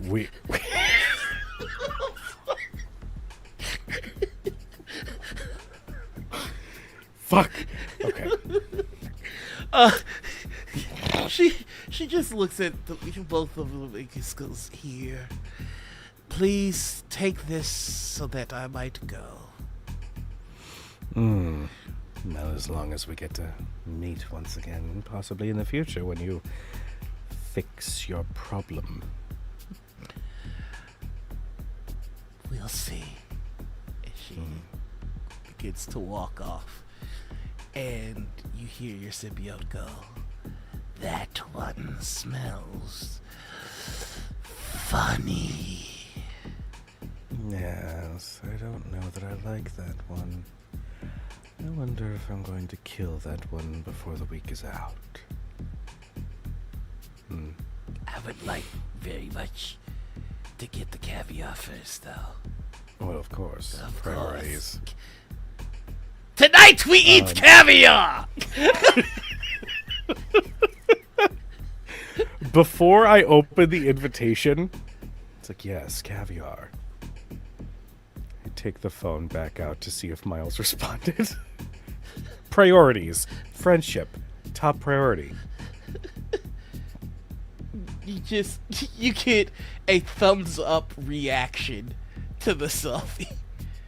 Are we fighting? I don't understand why he would be like this to us. What did we do wrong? We have been nothing but accommodating, communicative. Not even a heart emoji. We are there when they have problems, and now he can't be here for when our life is going well. The thumbs up emoji is the most passive aggressive emoji. Mm-hmm. You didn't even take the time to look for it. It's just there in the corner of the screen. You don't even have to do anything. He didn't even make it the black hand. It's the yellow one. He doesn't care. We're gonna have a serious talk with him at some point, and he'll pocket the phone and then finally open the invitation to see what it says. To our distinguished guests, it's guests with the S. Your presence is desired at Sears Tower, 7 p.m. at floor -19. Why -19? Why not just round it out and go to -20? What is a negative floor? Is that like a basement? Why not just say basement 19? You know, that's also a valid question. And he'll he keeps in mind the floor number as he just starts eating the paper of the invitation. Fucking unnecessary. Save space for the caviar. Oh, that's it. Yeah. With that, we turned the page. I'm so sorry. I didn't know how much I really wanted to play Scipio until right now, and here we are. Oh, I love this character. I love this group so much. Tyr, when do you wake up, my friend, and where are you? You know, I really don't know if Asgardians need to sleep, and if they do, well, then I'm not doing that. Instead, now, I've never been to Chicago. But Gotta fix I that would one these days. we need to. We really do. I would imagine Tyr probably was stumbling around and found a certain kind of bar with a lot of guys who had a lot of Viking tattoos. Okay, so you're on the north side. Boom. And he's probably none too pleased. Like, he'll look at them and he's like, "Is that the Vulcanite? You a fucking loser." And he is, let's just say, not leaving that bar without without putting some hurt on these idiots.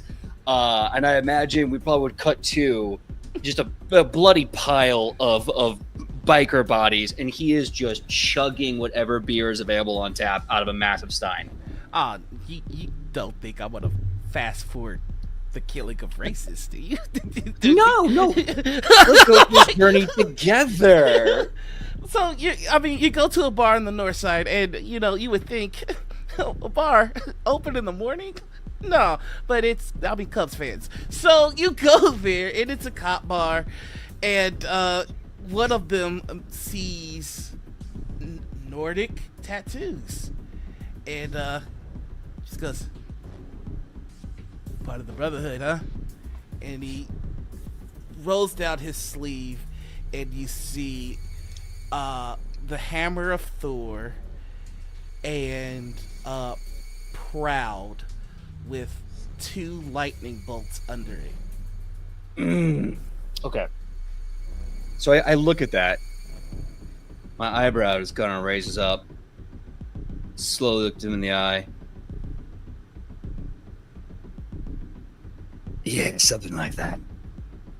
I'm part of a brotherhood, I guess you could say. About time. It's good to see. It's good to see fellow kin. It's getting harder for us to be out here with all these diversity hires. I just had 8 Discord messages go off all at once. I'm so sorry. Okay, keep going. And so there's a so Tyr kind of goes, yeah. It's a shame though. There would be millions of gods in the universe, and they would each grace us with their children. Oh, what are we to do about it? I need to really get this one changed. Can you believe Thor was seen with that Darky Storm? Yeah.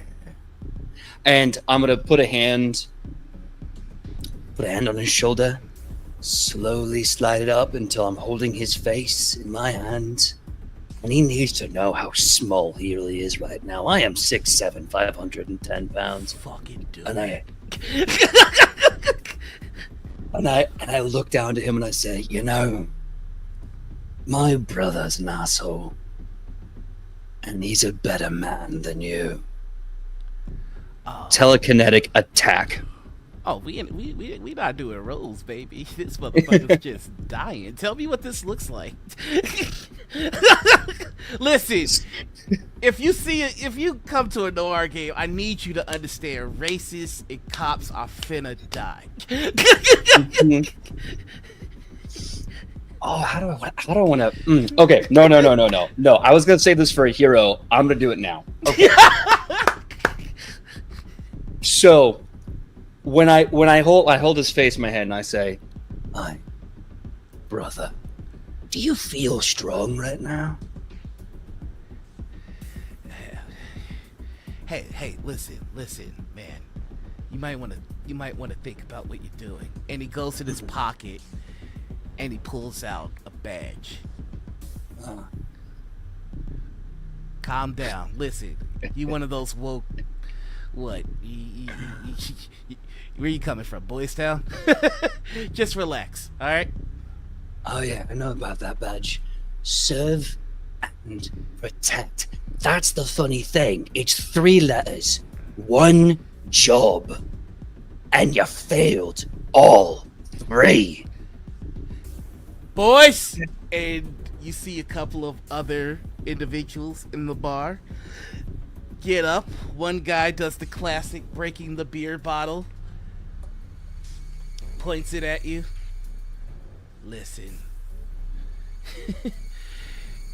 you can take that lefty bullshit and get the fuck out of our bar, walking, or we bury you with the others. You wear the words of my people. You put my brother's name on your flesh and say you are acting in his name, but you don't even have an ounce of his integrity. Hold on a second. Oi, children. What day is today? It's Thursday. Oh. Shame it isn't Tuesday. But I guess Thor owes me one. And as I grab this man by his face, with the other hand, I do a telekinetic sphere, and you can just see rising as a telekinetic projectile soldiers who died for this country, who are judging these men for failing at home. I'm talking like World War II, body parts missing, bayonets fixed, and they run them down. The first to appear are the Harlem Hellfighters, followed shortly by the Tuskegee Airmen. Yes! And they tear these fucks apart. And as I smile, holding this man's face, hell yeah to the 367, 365. Turn, and I'll look at this man. You know what you are? You are spineless. And I think it's time your body reflects your morals. And I rip with my mind his spine from his back like I am just opening a Ziploc bag. Just, and as it rips out his bag, I drop him to the ground. Bartender, one please. I'm thirsty. You see his soul rise from his broken body, and this small man stands surrounded by the souls of better men, better soldiers. And the Valkyries come. And she says, "To Valhalla." And for a moment, this man looks hopeful. And then the Valkyries take those soldiers back home to the Hall of Heroes. And you see this incredulous look as he falls into the realm of Hel, daughter of Loki. That was fucking awesome. I just needed to say that out loud. I concur.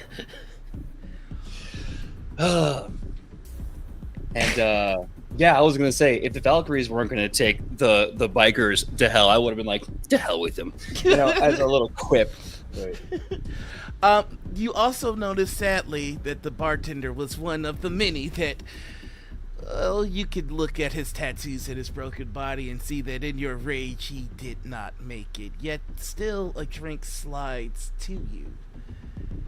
And a man in a white robe, slick back white hair, golden earrings, goes, well, it's not mead, but I think it might do. You know, the same brother that I was talking about earlier once said his 3 favorite drinks are free, cold, and mine. Well, then you should enjoy what you have. It is cold, it is free, and it is yours. And if you like that one, I can tell you where you can find plenty more. Passes the card to you. On top, another drink. It slides it over. I look at them. Can I look at them and figure out who this individual is, what powers they represent? Go ahead and roll me. Roll me a. I'll give you a choice of logic to figure it out with intelligence, or ego to figure it out via force of will off the strength of your divinity. So he said intelligence. That'd be logic? Mm-hmm. Okay, I'm gonna roll logic. Okie dokie. I think I did this right. Yeah, target number was going to be 15, so you rolled 16. I will also say I will give you edge on this. Okay. All right, 17. Now, is that factoring in the +7 I get for my brilliance and my level? Or not? I don't know sometimes. No, roll 20. no, it's not. So it's much higher. Okay. Well, you notice a couple of things. You know a vessel when you see it. This is just a vessel. And there is divinity inside. To what pantheon, you are not certain. You also you have seen the alien known as the symbiotes, and you're keenly aware that something similar seems to be draped on this person, but it is not the work of nature. This is the work of man. And the more you study that, you realize even that spark of divinity seems artificial. A true blasphemy.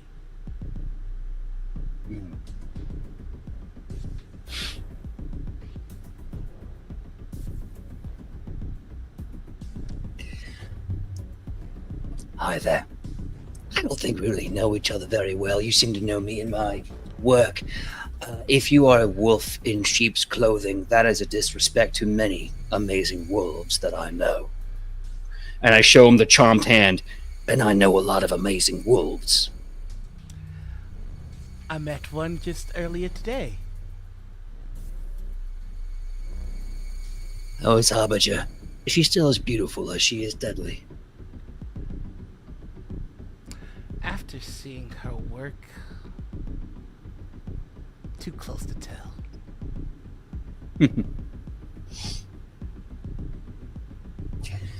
Well, I don't know what pantheon divinity, what power you subscribe yourself to, but I am an actual god, mate.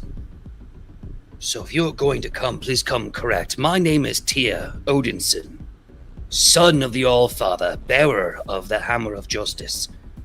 Please, consider this my mead hall.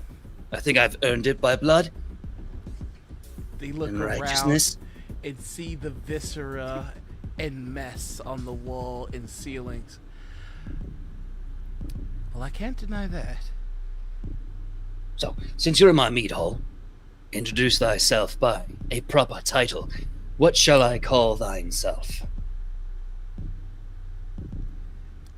The recipient. The recipient. Alright, fair enough. So we have a meeting. Is that with this letter, is an invitation, yes? That it is. By someone more well-versed than myself. I just do their bidding. A faithful servant. Faithful servant. Her bidding. Who is she? Is she a goddess? Gods are a little retro. Oh, retro. Alright.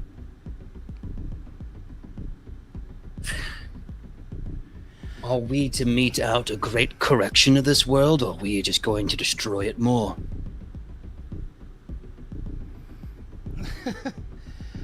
You're not the one that we need for world destruction. We have an expert that we're bringing in. Alright then. Fine then, recipient, keep your secrets. I'll see you later this evening. That you will. Just kind I'm of being- steps over a couple Yes, of yes, step bodies. over. Oh, be careful of that one. He lost his entire spinal column. Oh, I'm being rude. Would you like this booze that I have procured by right and force? It's literally on the house. Let's just say I'm saving my appetite for something a little bit more and there's a look of almost hunger as their eyes linger on you. I'm saving my appetite for something a little bit more filling. I'll see you tonight. Good evening, and I hope you feed until you bust. Where's the damn musician? This bar is atrocious. You just see one gangly little guy holding an acoustic guitar going, I always get the worst gigs. Holy shit. I looked at him and I say, oh, no. I look him up and down. First of all, any tattoos I should be concerned about on this gentleman? Not a tattoo. You can tell he's been scared this whole time. I look to him, I bend down the knee and I say, I am truly sorry for what you had to witness. You are an innocent in this matter. Can I bless you? Okay. I put a hand on his heart, and I put a hand on this guy, and I say, Brother Bragi, play some tunes. This one is worthy of your inspiration. And quite frankly, I'm bored of hearing Freebird on repeat. And you can feel the blessing, and you see this guitarist's hands touches the fretboard as if for the first time, but in the way of a master. There's an effortlessness to it. His hands move to form the G in the C in the D in the E minor, and you hear yourself serenaded by Wonderwall. And we turn the page. On the road again, here I go. Turn the Today is page. gonna be the day with the never thought back to you. All right, so anyway, Now you're in a stream full of villains. yet I'm the worst one. No, I'm kidding. Challenge accepted. Oh no, Dr. Kindly. Yes. When do you wake up and where do we find you? I've told you this before, that I have not the most important use of what I would do if I had time powers, but the most important one to me. Sleep! You use it for sleep! Oh yeah. You use compressed time, and you sleep. And then you do other things. I have many other things to do. One of the downsides of doing unsanctioned research is that it is obnoxiously hard to hire a technician, meaning I'm running a lot of assays. So that happened. I rounded on my patients, and now I am in scrubs and Crocs, and it is 6:30 a.m. I've had so much morning. And so you get up bright-eyed, bushy-tailed. And what's the first thing you see as you start the new day?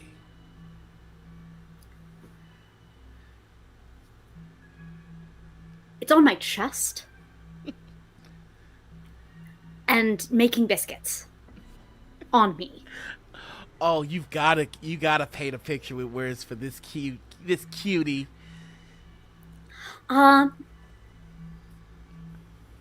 A good orange chunk. It reminds me of my... You might as well quantify this one in Kelvin, such an absolute unit. You immediately feel the pressure, and then the pats.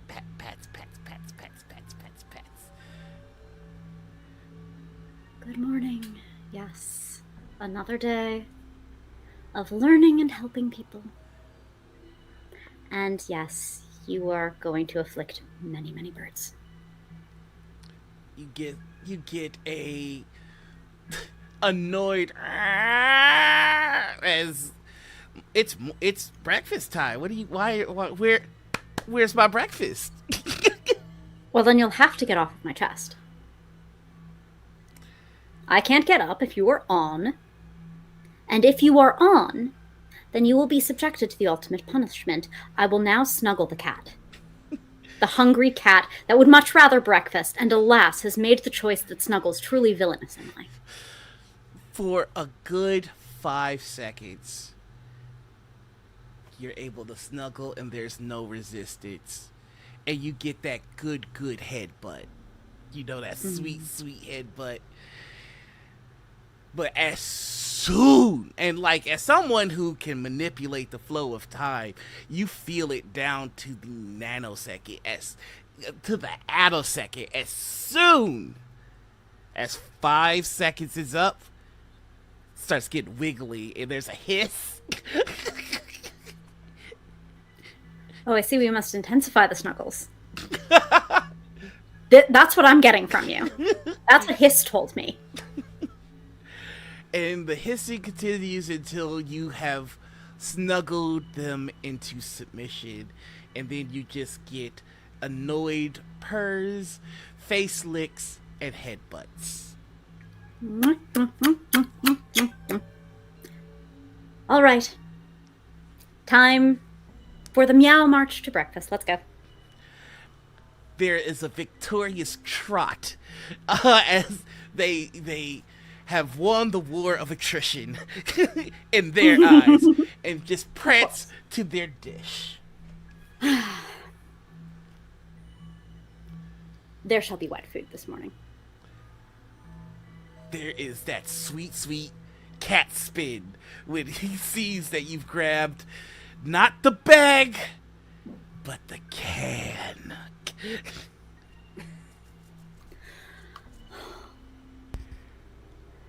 Do you know that you are the best mammal anywhere? I've looked everywhere at all of the mammals. I have assessed all of them. And you are the best. Of all the powers that Dr. Kindly has, communication with animals might not necessarily be one, but for just a fraction of time, it's so very obvious that your cat looks at you as he say that. It responds with a hearty, bitch, I know. And then goes straight into eating that food. Exactly. I should hate for truths to go unacknowledged in any domain, including the best mammal. In fact, ultimately, there will be what is the word for those tournament brackets of all eukaryotes when I entrust. This cat will remain on top. I'm so sorry. Just 1 second. We are playing a game with what we have seen to be hardcore, vicious, murderous villains. And in the chat, I'm watching them all melt and swear fealty to this cat. What the fuck happened? Yes. I want to be cat. Priorities. Yeah. Priorities. No, Yes. The god recognizes the cat. The god recognizes the cat. Yeah. yeah. All in favor. Yeah. Yeah. I will fight Alright. for the cat. All right. Yes, we'll all. Settled. This cat, man. I'm telling you right now, if you John Wick this cat, the world's ending today. If I John Wick this Oh. cat, Sam will come here and murder me. I would never admit to that on stream. I am in driving distance. I am in driving distance. It is a 3-hour train ride, motherfucker. I just We have need just met and we already such friends. I Thank you. just need to Thank give you. the disclaimer that in all noir games, pets and children are immortal and invulnerable. Good. In fact, one of the most important things about temporal manipulation outside of the sleep thing, there's absolutely no point to time manipulation if you cannot use it to ensure your pets are eternal. Listen, the tagline of all noir games is, the cops die, the cat lives. Like, that's just the rules. As well, this one should. This is the best cat. As previously discussed within the superset of mammals, And he is... which also the best. Oh, you know what? I'm so sorry. Is this cat a he cat? A she cat? I think I projected onto them. I believe it was she? Okay, I apologize. We'll have to check some notes from no, absolutely. I don't have any particular capacity to communicate in an empirically verifiable manner with animals, so I haven't been able to discern a gender. Okay.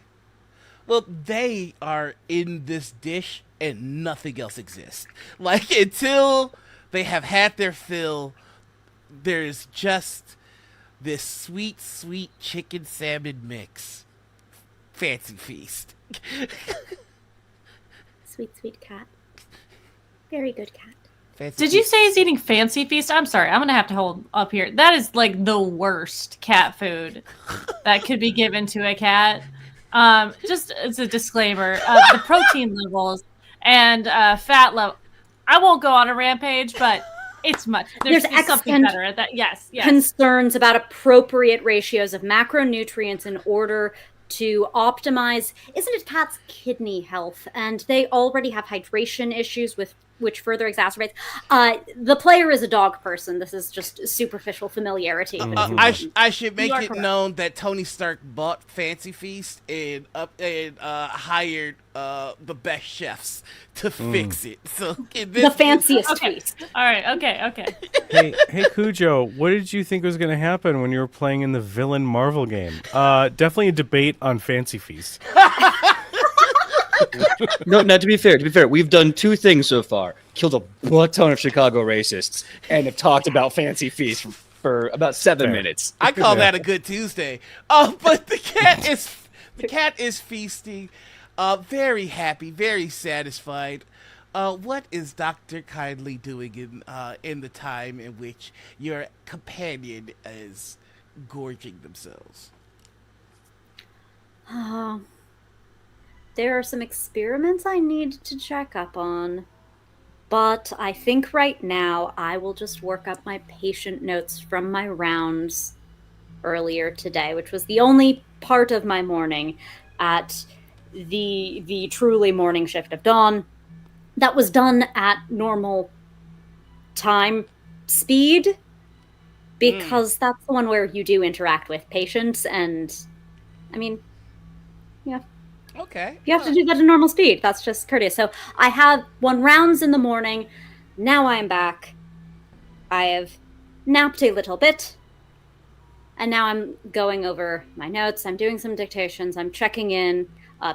As you know, Mabel was admitted last night. So that's why one of the reasons I rounded early in the morning, trying to see if I saw any improvement. And now we can get some baseline liver tests, CBC, so on, just to see where we are now and where we might hope to improve now that environmental conditions are improved. You immediately see an upswing in Mabel's health. I mean, it's drastic.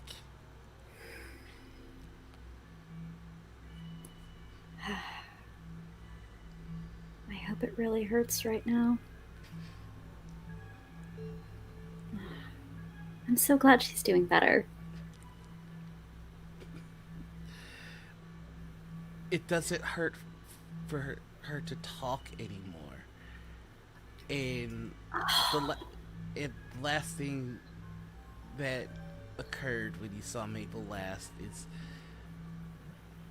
she smiled without effort. She laughed without effort as she said bye.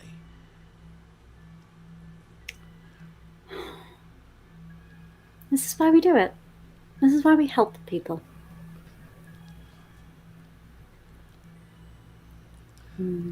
So we gotta check out your experiments now? No. Later. Okie dokie. Where are we going? I'm at home. I'm in scrubs. I'm in Crocs. I have a cat. I'm being very mundane this morning. Well, you look back at the dish, and the cat's not there. And then you hear very pleased purrs coming from the next room over.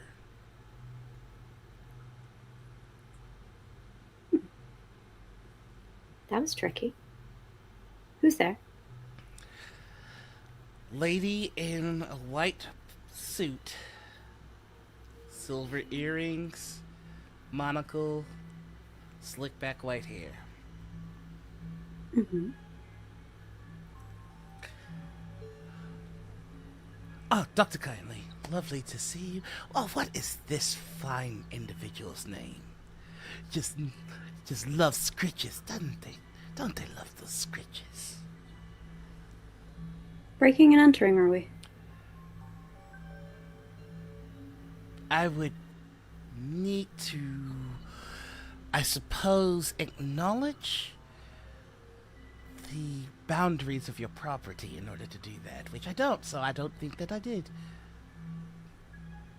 What's their name? Seems the boundaries of personal space, if not ownership. Property isn't what's relevant here. I think common courtesy would be. What's it they say? Better to ask forgiveness than permission. Please forgive me.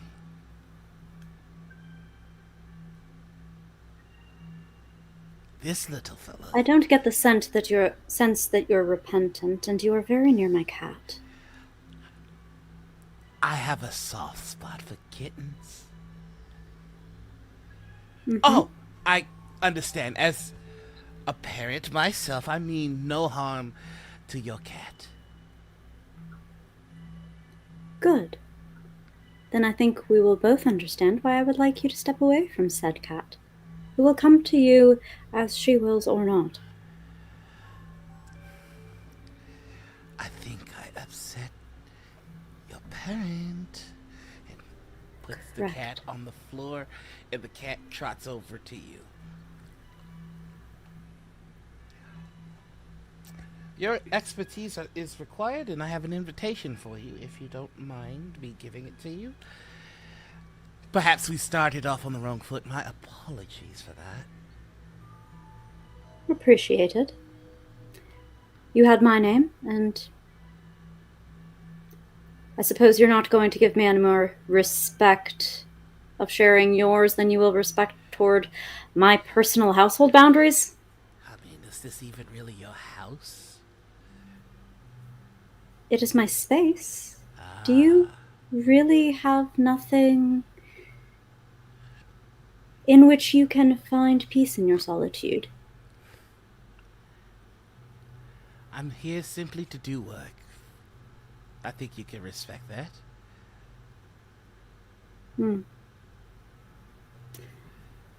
You were inviting me to something. Of course, yes. We have got a little bit of a gala, let's say. Passes you, offers an envelope. All right. What do I see? I've gotten the visual description. Mm-hmm. You try to get But it closer. I'm going to take a moment, just study with an experienced eye the person, what I can observe. Give me a vigilance test. Target number 14. May I tempt you with logic?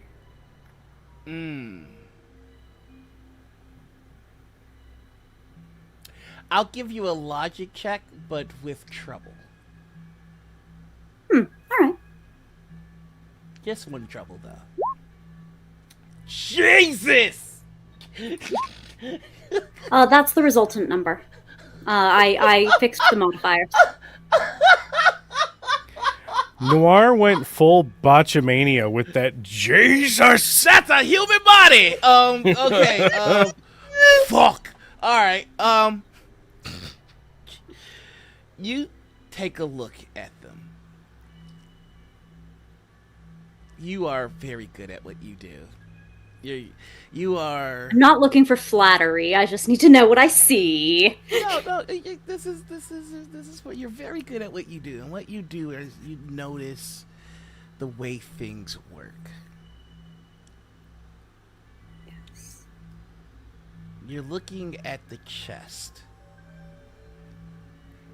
And to anybody else, everything is fine. But you notice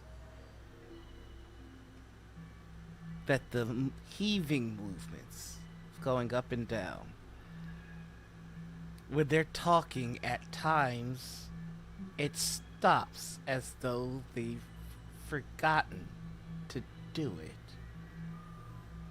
You also notice that they have not blinked. Not once. The next thing that you notice, this isn't a dye job in the hair. The hair is dead. In fact, this entire body is not showing a single sign of life.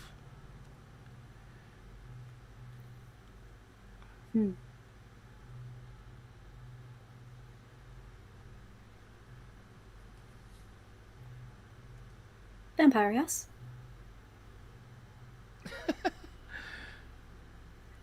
Well, it's the morning.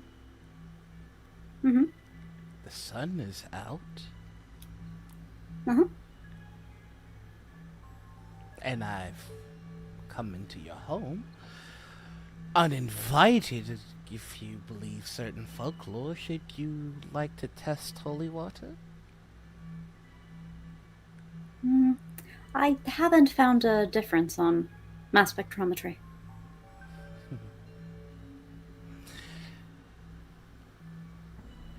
I'm unfamiliar how things work here in particular.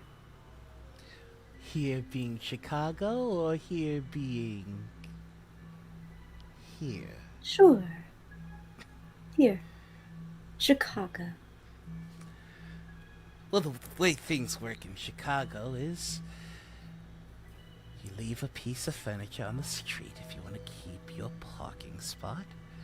You don't put ketchup on hot dogs. We tell the tourists that we love deep dish, but truly we enjoy tavern style. White Sox over the Cubs, bear down, and fuck the Packers. Was that a good enough rundown? No, one more. Soda or pop? I was told, but it was by an unreliable narrator who will soon regret it.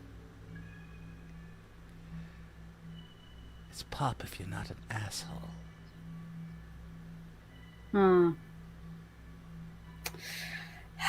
I should hate to drink soda.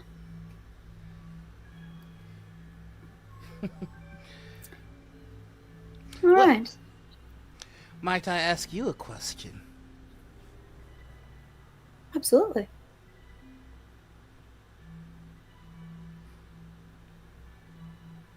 How did the Avengers die in your world?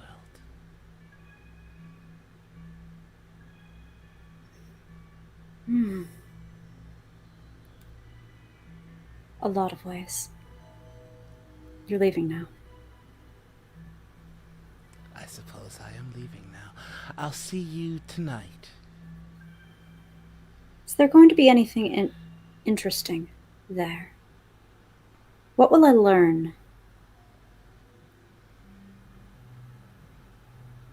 Whether you have the job or not.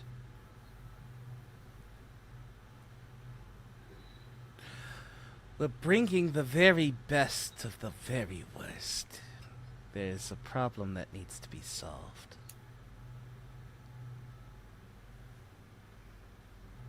Lead with that next time. See you tonight. Goodbye. Goodbye. Goodbye. Is she like... she just gives the cat like a little wave. And as if picking up on the vibes, your cat hisses. Well, goodbye then. And walks out. Oh, it's flirt full time. I'm so proud of my cat. I'm also going to look into... Well, so it's floor -19, right? Mm-hmm. And the original excavation of the Sears Tower in 1970 had a foundation of 50 feet, which could only account for, not the other 14 stories, assuming the average story height of between 8 and 12. Sometimes they go as high as 25, but Right. we average on 10, give or take. That means that -19 wouldn't have been built as part of the tower in the initial construction, probably retroactive. I would work from the ground up if I wanted to be subtle, because frankly, you're in the middle of Chicago, and that just seems very obvious. So I think we are dealing with a tunnel, which would only be viable by the bored tunnel method, the more recent one, because that's the one that doesn't have the surface level disruption. So I think I'm looking for a tunnel, and I think I would like to spend some of my time finding the other entrance. Roll me a logic with double edge, target number 18. Okay.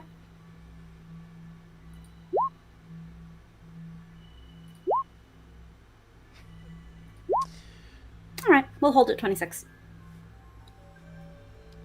You start looking, you start doing your research, and you're very good at the research that you do. Thank you. And everything that you just said is absolutely correct. It would not have been possible for floor -19 to be part of the original construction, and there has been no records of extending any additional sub levels to the tower. It wouldn't be. And then whatever device you're doing this research on,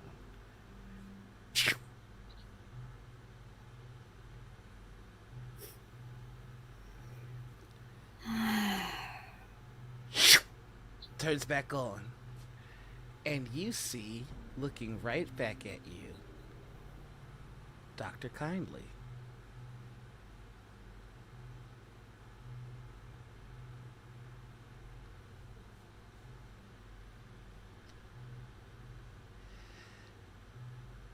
Well, Hello, sweetie. this was a rather clever contingency plan, if I do say so myself, and I do. I heard you. Couldn't go based on faith, had to go looking. Why wouldn't I want to know? It's immaterial to whatever the purpose of the meeting is, and it's interesting. The meeting gets messy. We find out what they want. They've somehow found a way to replicate divinity, the X gene, lycanthropy, vampirism, paranormal anomalies of all sort, and they're trying to get our research.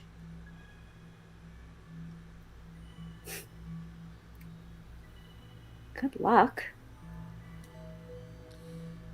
Well, I wouldn't be making a contingency if things went well, now would I? All right, what'd we screw up? What do we learn from? The screen goes red and you hear a gunshot. And then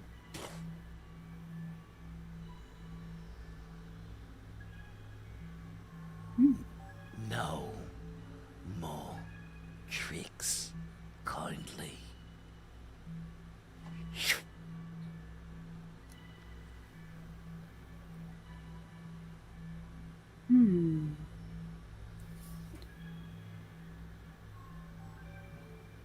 Interesting. And that is where we're going to take our second break.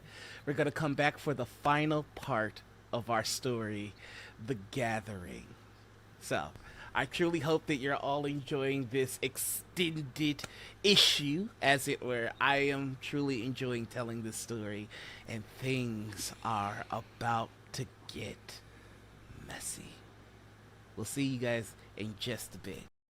Hello, everybody, and we're back for the thrilling, or I'm aiming for thrilling conclusion to When Bad Meets Evil. Now, returning the page, and all of our, I'm so used to saying all of our heroes, all of our protagonists arrive promptly. I'm assuming. You know what? That's me taking away your agency. We start with turning the page, and we see floor -19. There is a black elevator that leads to this floor, and inside of this room, there is just the individual in white. A white suit, white hair, monocle, and they stand waiting.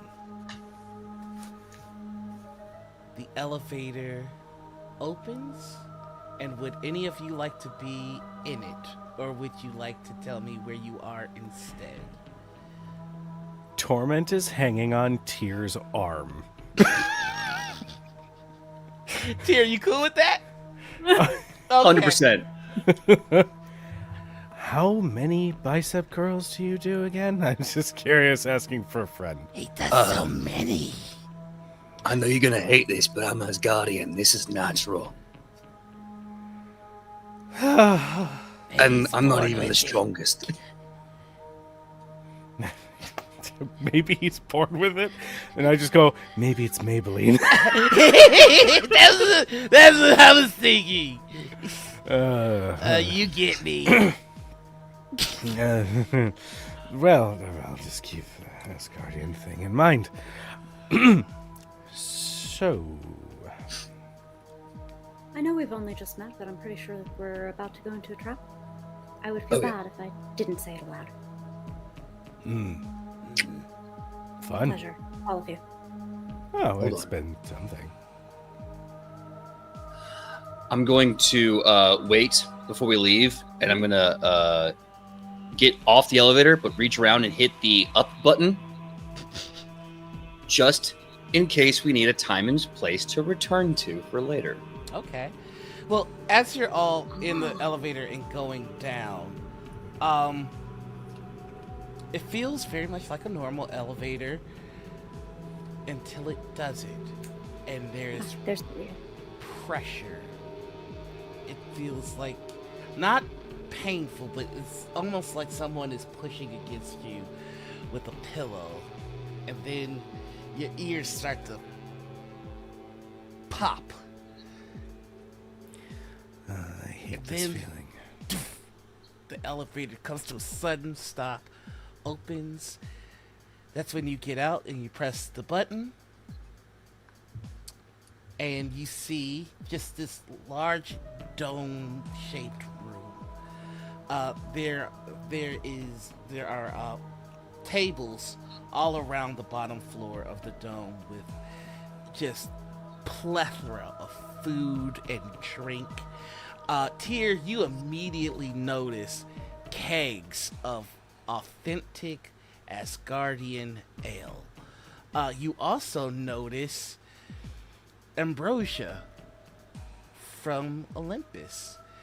You also notice wine from Bethlehem. You also notice more and more drinks of the divine.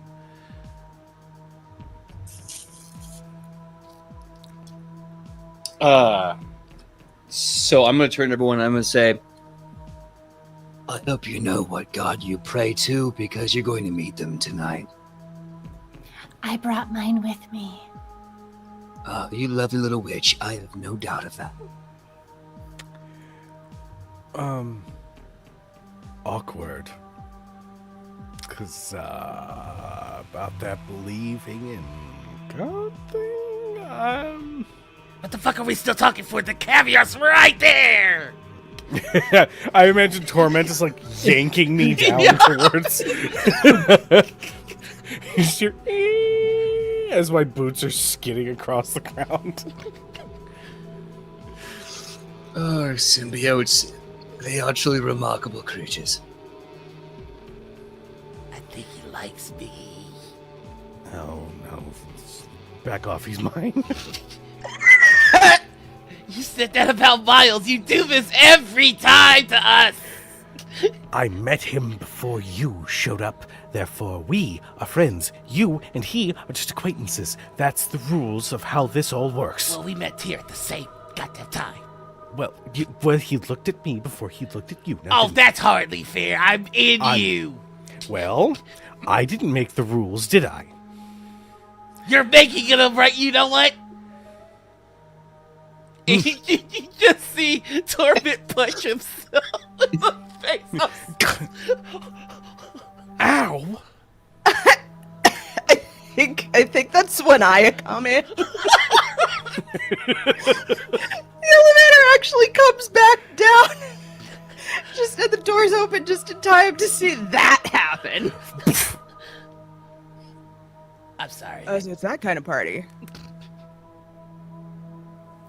Don't you do that again. I'm sorry. Sometimes I overreact. That's right. You do. I got real heated in the moment. I know you did. We didn't. I was mean there. I felt it. I felt it too. When I heard you, I heard me. Mm-hmm. No, wait. Harbinger, you see for a moment there is a small human girl with a veil on, smelling at you.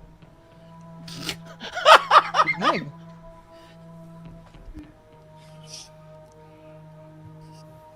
What are you?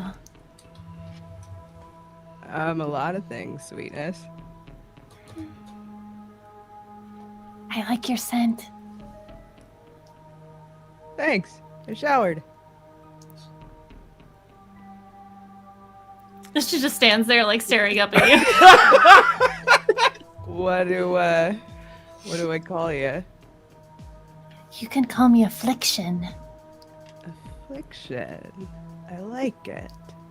Thank you. You can call me Harbinger. Ooh, a quizzical name. What do you bring? Affliction, the Harbinger's eyes are usually a lovely deep shade of brown, but there's a flash and suddenly they are amber gold and lupine, and she grins at you, and her teeth are a little too sharp. Oh, lovely. I've tasted your kind's blood before. It's very sweet. If you're going to taste my blood, could you at least ask me first? If you would like. Consent in all things, honey. With friends. Okay, who invited Underworld and the Ring? I resemble that remark, fucker. Yeah. No, but it's a good question, isn't it? Who invites all of us and puts that on the buffet table? You are aware of their divine synergy, eh? All the Isn't more that- so interesting. All I'm of not us, even- respectively. I'm not even talking about the fellow goat herders, the lovely olive gardeners, and of course, the Christians. No, I'm talking about the recipient. Again, Gesundheit, what the fuck are you talking about, dear babe? Well, Harbinger, sweetie, there's an entity much larger than me who is acting through, I would imagine, the same little herald that gave you all the invitation to be here, yeah? Another one. That would be fun. That's great. This, do you, like, Tier, I don't expect you to be, like, spokesperson for all divine entities, but, like, what the fuck, man? Are you all going to continue to talk to each other, or are you going to come enjoy this banquet and have a conversation with your host? He helps those who help themselves. Are you a fae? Oh no. God, I hope not. No, I No. Dungeons and Dragons too. We're fucked. No, I'm not a fae. No. And they take a step, and the suit becomes the robe, and the short-haired woman becomes the short-haired man. And then another step in the robe becomes the suit.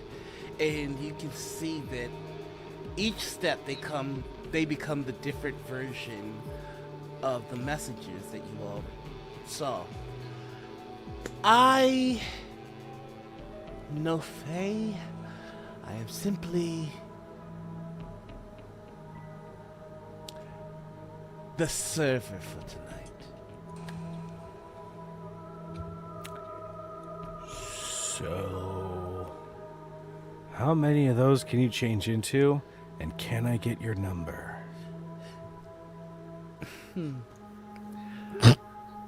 I change it to whatever's comfortable in the moment. And sure. And he just like glares at Tyr like, ha! Winner. We He goes, good for you. Well done. are running behind schedule. Our intruders are going to be coming any moment now, so I would very much like to tell you why you're all here, if I might. I'm sorry, intruders? Yes. Oh, fuck's sake. Is that who will have shot me? You're going to be shot. Well, I knew you had some talent. I'm surprised that your talent is more than we scouted. Mostly a talent in figuring out the correct grammatical constructions, but it sounds like there's some urgency here. So yes, brief us. Right. And then we'll figure out who we're fighting. Non-exclusively. Well, there are certain parties that have worked to make sure that this city remains free of meddling metas.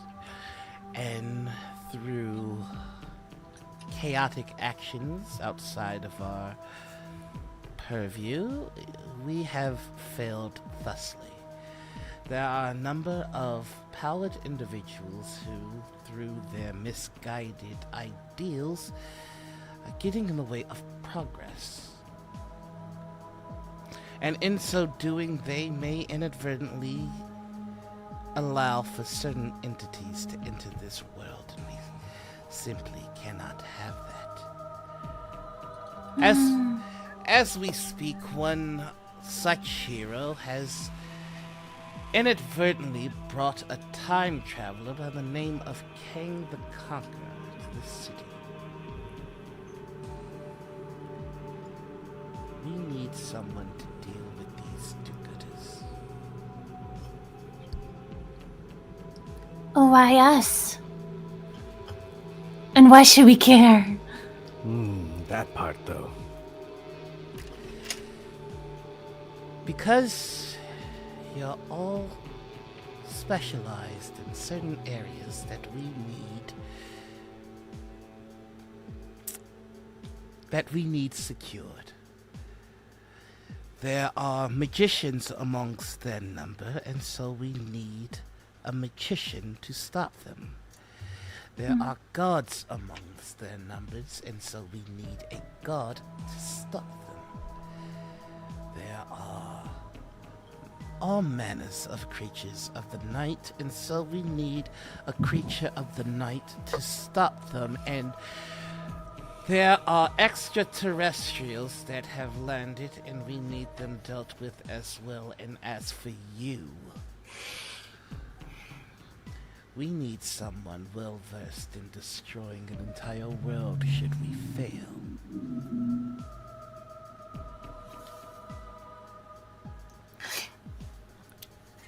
My question was, why should we help you? Because if this entity is unleashed, you will be shown the truth, which is a terrible, terrible thing. And because we have the means to give you all what you want, your desires are simple enough. Your entity wants to be granted permission to enter this world, and so we can make that happen. I'm in.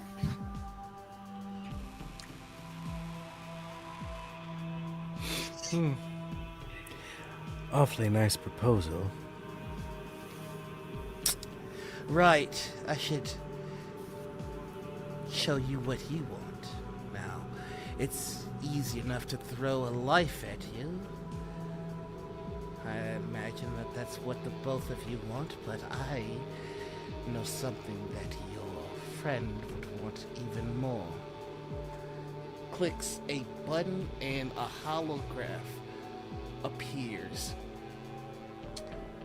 of Roxanne with vats of symbiotes that are being genetically engineered and manipulated to make artificial symbiotes. You see the slide clicks, and then you see Stark Industries. And you see a version of the Iron Man suit that some might say is superior, that is made of all manners of nanites and organic material, as though someone took the qualities of a symbiote and artificially remade it.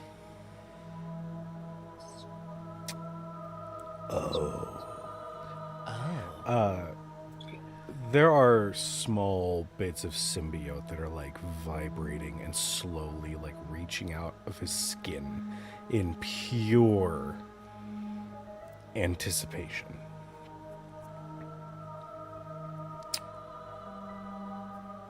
While we are aware of the unethical treatment of the symbiotes, there are some benefits to the research done. But wouldn't you like to get your hands on the people that made that decision in the first place?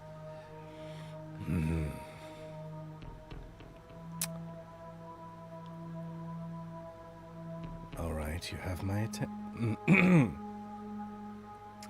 You have our attention now. I want their fucking heads in our belly. He made a funny. And as for you, dear God of Justice, what if I were to tell you of the greatest injustice ever done? What if I were to show you a sin so great that the sheer scope of it might be too much even for the mind of a god?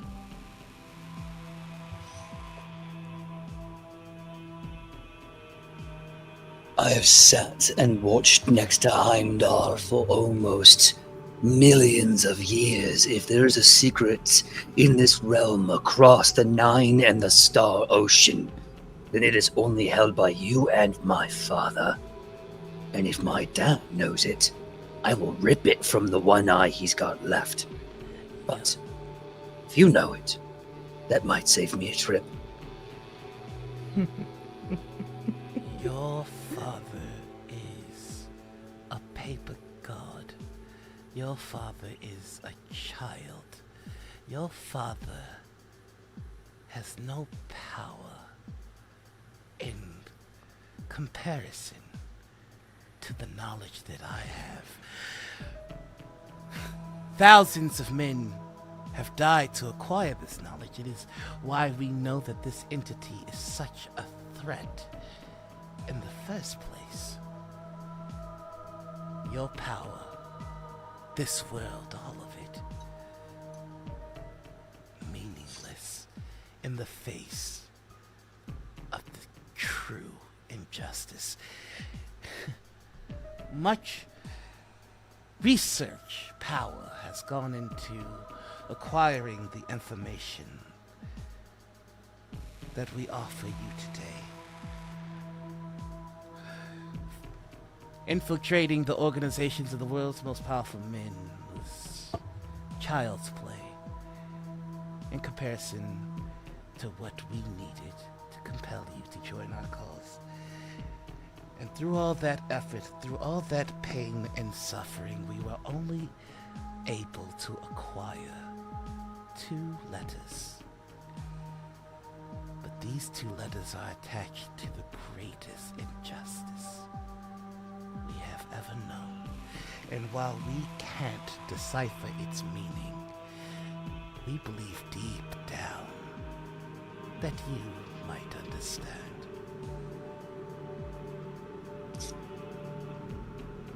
She gets close to you and whispers in your ear, P.J.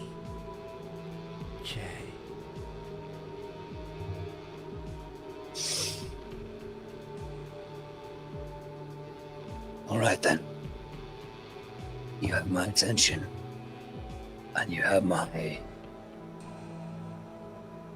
promise.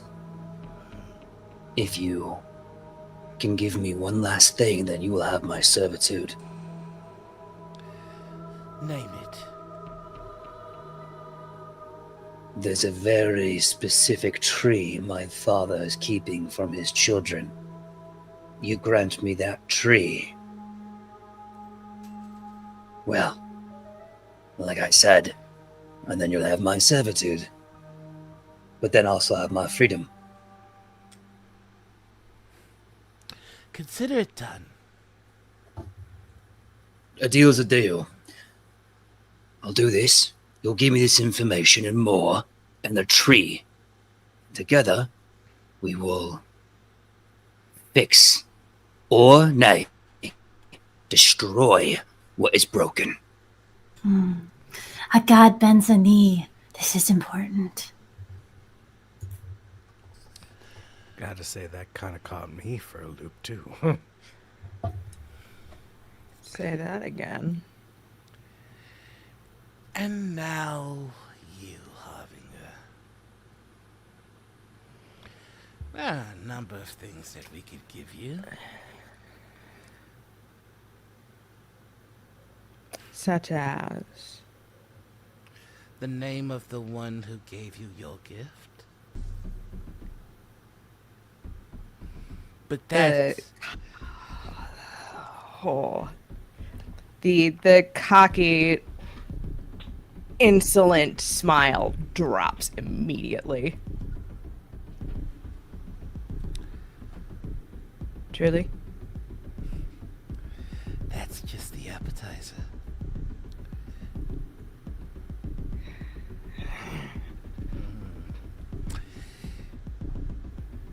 You were turned for a purpose, and every day since you've served it unwittingly. Every one of those badges was a hit, was a command, was an order. Wouldn't you like to know who's sicking you?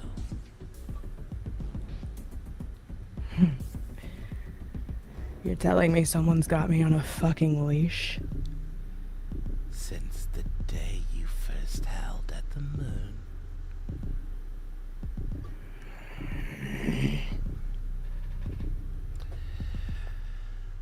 But alas, we've run out of time.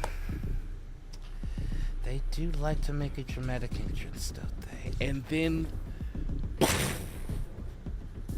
a cloud of smoke, and hanging onto the ceiling, you see the armored individual in silver, white, and black, the hero known as the Saint.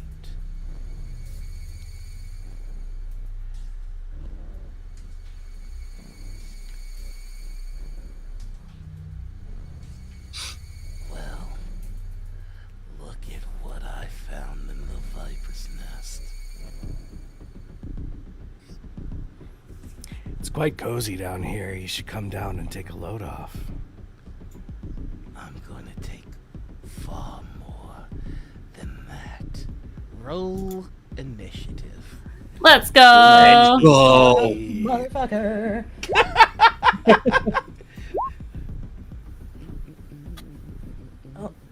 Gotta figure out how to roll initiative. Go to my character sheet.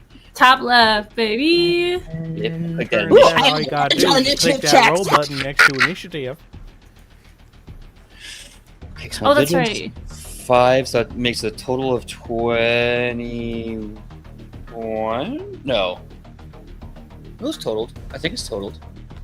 Yeah, it goes to total at the bottom of the thing. Okay. Does anybody have a D6 on them? I do. Yes.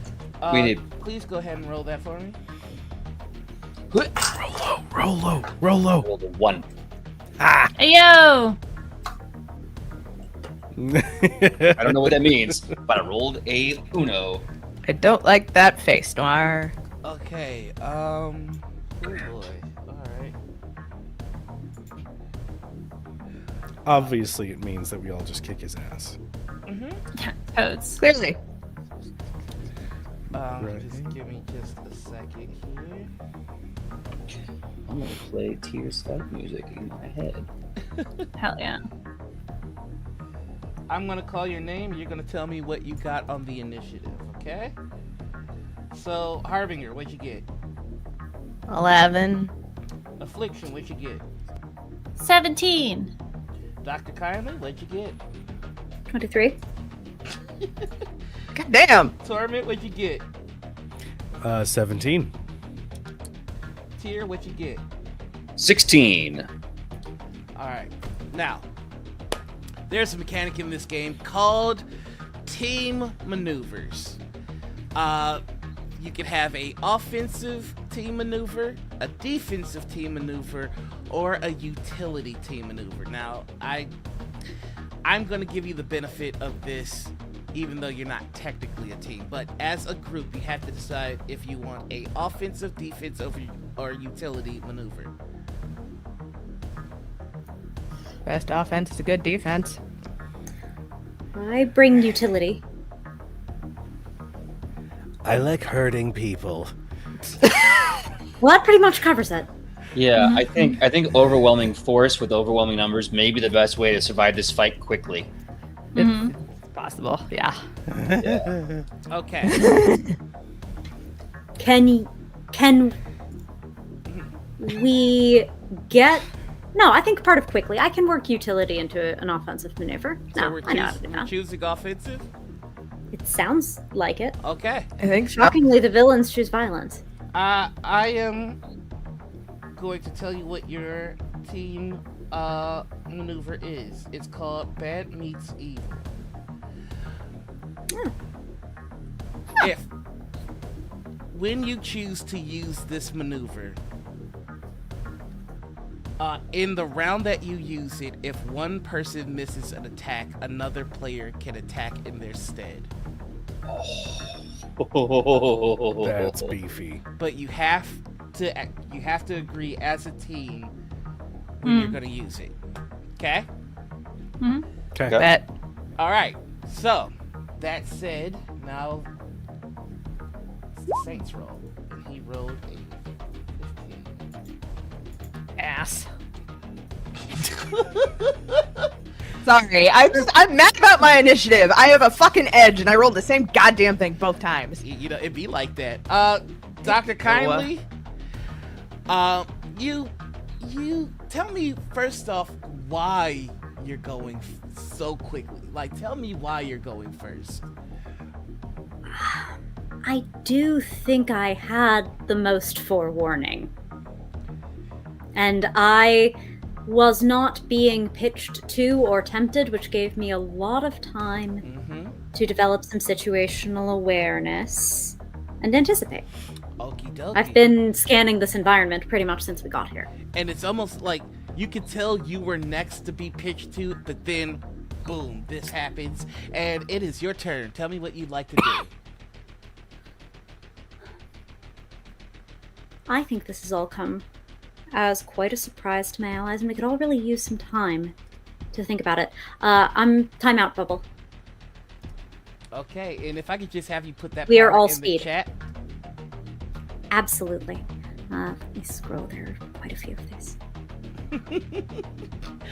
I have so much power. All right, so for our viewers, timeout bubble. The character creates a time bubble that affects themselves and any chosen allies within one space per rank. Within the bubble, the character and those allies can act normally while everyone else seems to be frozen in place. And this costs 15 focus per round. So Yes. everything goes still. You see the saint getting ready to attack, and you see the recipient standing there watching. And though the recipient isn't moving, their eyes are following along. Is there anything else you'd like to do? I think that's me being helpful.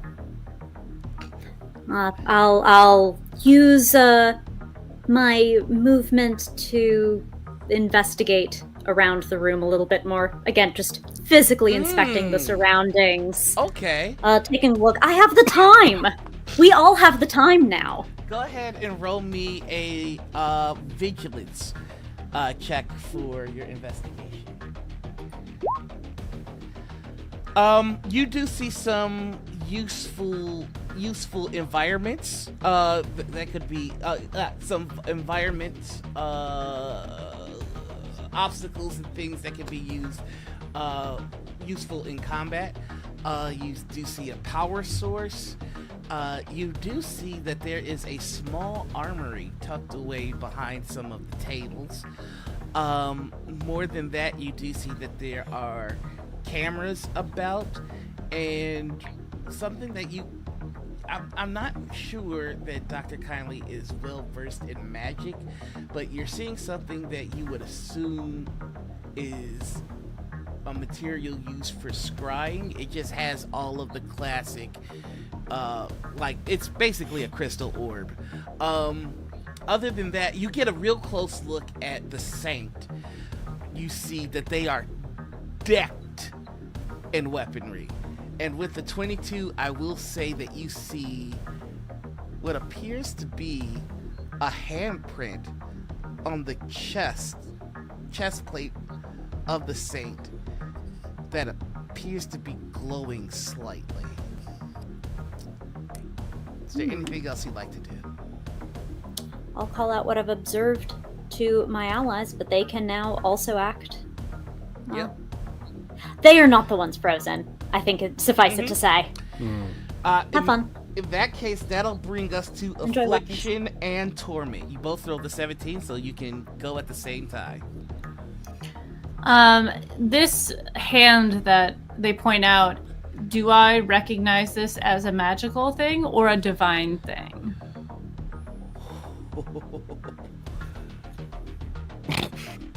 I'm not gonna make you roll. As you're kind of getting a look at it, you hear one word: runner.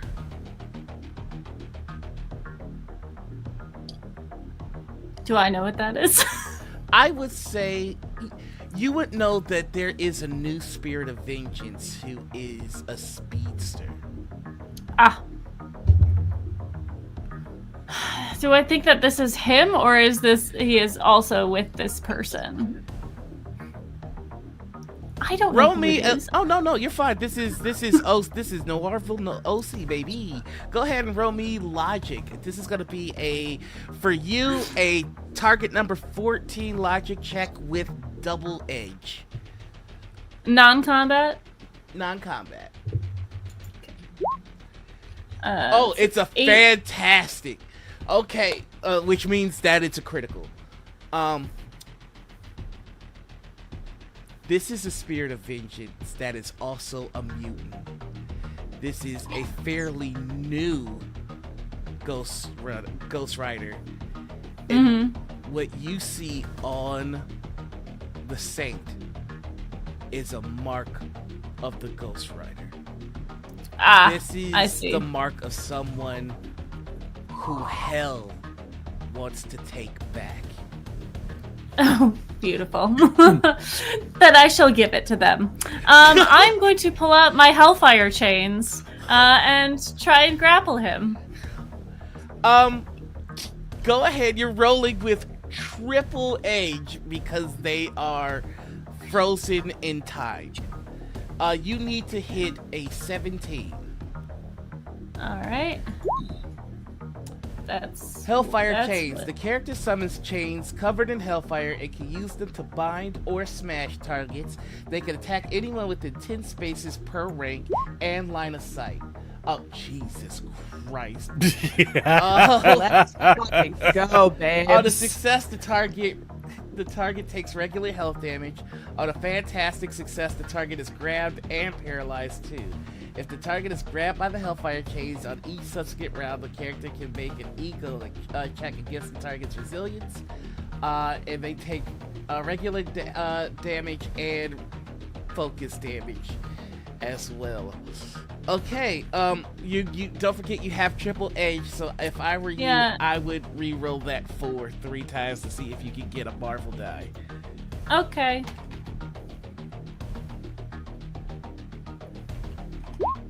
No? Oh, don't you have to click? Oh, click? what am I clicking? So you hover, so you hover over your- the 4 and you press the Ah. edge button. Oh, there we go. Hey. Oh my god. I mean, it's better, but it's not Marvel. It's not but Marvel. So you get 2 more times. Okay. Come on, big money. Big money. 1 more. Come on. Okay. You Only a you 26. see the saint completely frozen, wrapped in hellfire chains. Oh, yeah. Can I describe what happens? Absolutely. But first, Yeah. roll me your ego damage. Okie dokie. Okay. That's a 12. Mm-hmm. So you guys see this little thing. She pulls back her veil, revealing a kind of twisted up face. The skin is cracked. And she raises her hands up, and as she does, the smoke behind her billows up, and a form surrounds her as the form of Beleth leans over her, and his wings extend out beyond, sort of scraping the edge of the time bubble. This being that's like 8 feet tall is just like, he's kind of genied, so like his bottom half really is not like hanging down. But as he bends over her, she like grabs his hands and then whips out these chains and like slacks them around him and like pulls tight. Oh my. Is there anything else you'd like to do? She says, He'll be immobilized for a short period of time. Please do your things. Torment, that's you. It's your turn. Torment, at seeing the saint standing there, basically helpless, I am going to... I'm going to first off activate my attack stance. And that, for anybody who's seen Hemlock Grove, looks like his mouth opens and just more and more and more of this symbiote crawls out until it completely covers his form, and it bulks up a little bit, and streaks of purple replace the veins that are visible on his body, and those 2 flayed marks around his eyes turn bright white, and his smile extends up past where his ears would be, as you see... Me in all my glory, baby. I love now... this table. Attack stance does say that the action type is standard. Does that mean that it just takes my turn to do that? Mm-hmm. Okay. So that all right. means the only thing you can do now is either a action or a reaction, so long as the reaction conditions are met. Okay. Oh God. Oh, learning a new system is great. Let's see. Sorry. Actions. You have nothing to apologize for. You do it just fine, sweetie. Okay. Well, so if I can do, so you said I could do an action or a reaction. A movement or a reaction. Movement or reaction. Okay. Mm-hmm. Then, if that's the case, just as sorry, I'm holding back a sneeze. If you're wondering why I'm doing this, I'm trying not to sneeze into the microphone. Just as soon as you see Torment in all of his fucked up symbiotic glory, you watch the entire form, and then the symbiote appears over the saint as he manifests and starts falling down, and his next action is going to be a fucking huge clock to the side of his chin. Motherfucker, did Teleport, you just teleport? baby. Oh my god, teleport symbiote? Okay. Yep. I'm fucking here for it. Let's goddamn Fucking go. love it. Tyr, it is your turn. Okay. Something I need to know, storyteller. Does the rider need to breathe? You are a god, so I am going to say this is going to be a logic check 20, but you do get edge on it. Okay. Wait, hold on. You are Tyr, god of justice, and the Ghost Rider is the spirit of vengeance. I do believe those two things correlate, so I am going to give you double edge. Right. Thank God for my godly physique. I try to keep it fair. Which legit, that's the thing. If I am a god of something, I get edge for that. So let's see. That's not very good. I'm going to definitely need to roll one of those edges. Yeah, it's getting there. I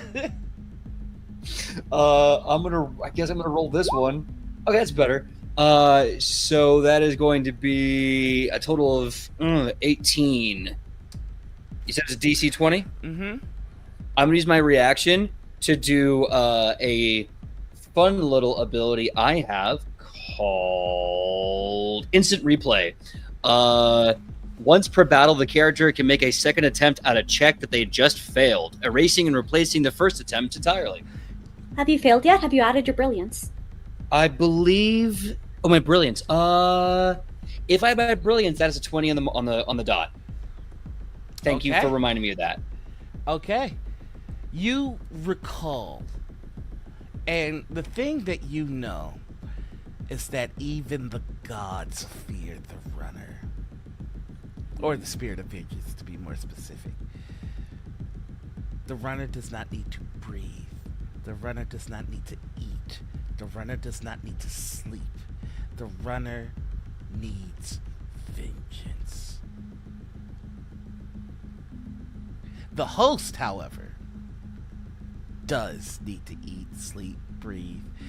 So if one were to be able to separate the spirit from the host, well, that might make things a bit easier. All right. So, since we're in this time bubble, you're going to start to hear a war drum. 20, 30, 50, thousands of war drums from eras long lost. A cold sea breeze is going to splash against me. And as that happens, that nice suit with the fur just transforms into the chainmail across the arms, the war paint and runes, the waist wrap, the greaves, and on my back, literally glowing like a lighthouse, is the symbol of Tyr. My hair that was in a nice little bun is now, nice little man bun, is now like war braided. And I look up to him. I say to everyone, if you can find a way to rip that mortal out of that god, I have a way to end this fight quickly.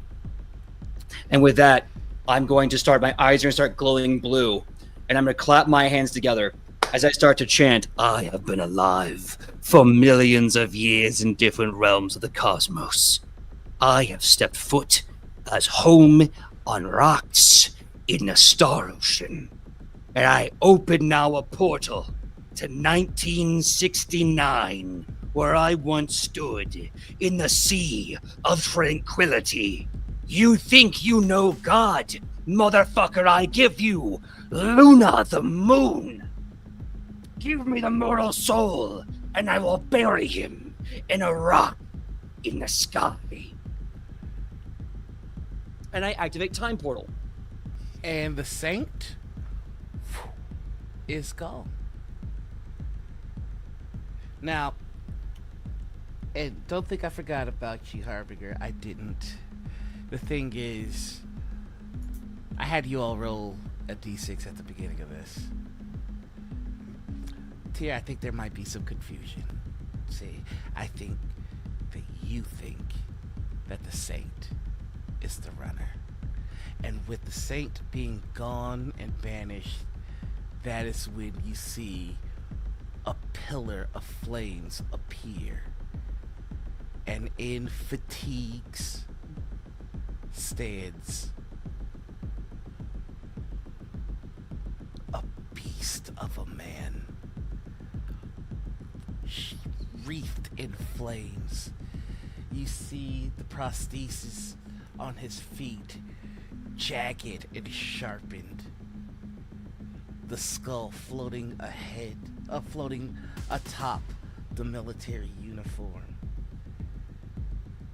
The coldness in the middle of the inferno of his eyes. He looks at where the saint once stood.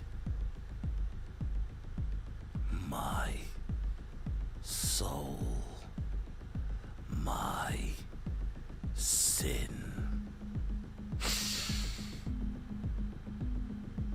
Your sins.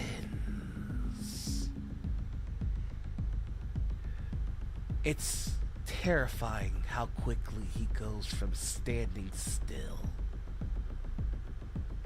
to vibrating. The room, the temperature in the room rises significantly.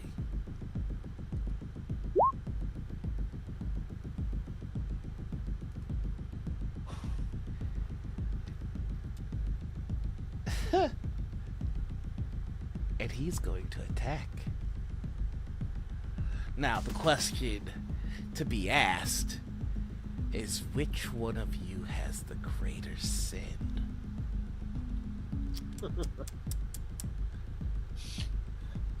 Hi, darling. Sin according to who? I've been killing longer than you have, to be fair. I don't sin, darling. I just create better justices. Well, I'd like to think my sins are nice and creative, but no, that's fine, because you're doing it longer, that's fine.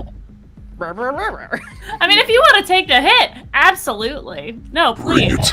it. I think the only fair way to do this is with a roll. 1, 2, 3, 4, 5, and then 6 is dealer's choice.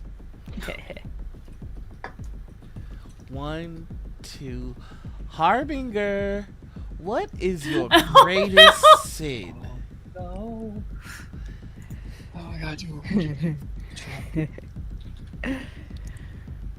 Storyteller, you say that like I should be ashamed, but the blood that stains my hands will likely never wash itself away.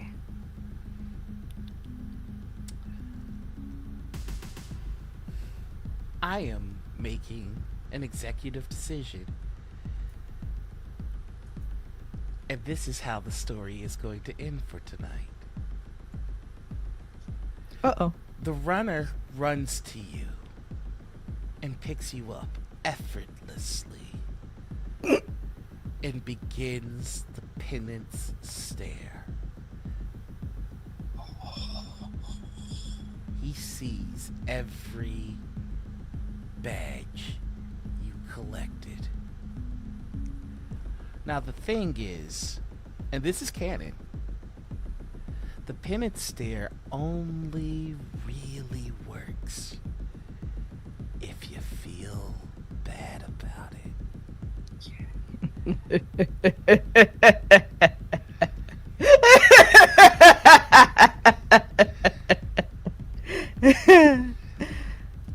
What we see on the page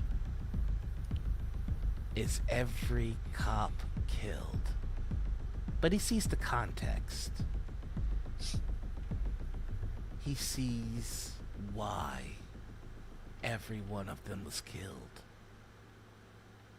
He sees the kid being harassed. He sees the families being bullied. He sees the impoverished being intimidated. He hears the words eminent domain. He hears the words stop and frisk. He sees the history of redlining. He hears all of it. And what you all see is Harbinger thrown aside. Not you.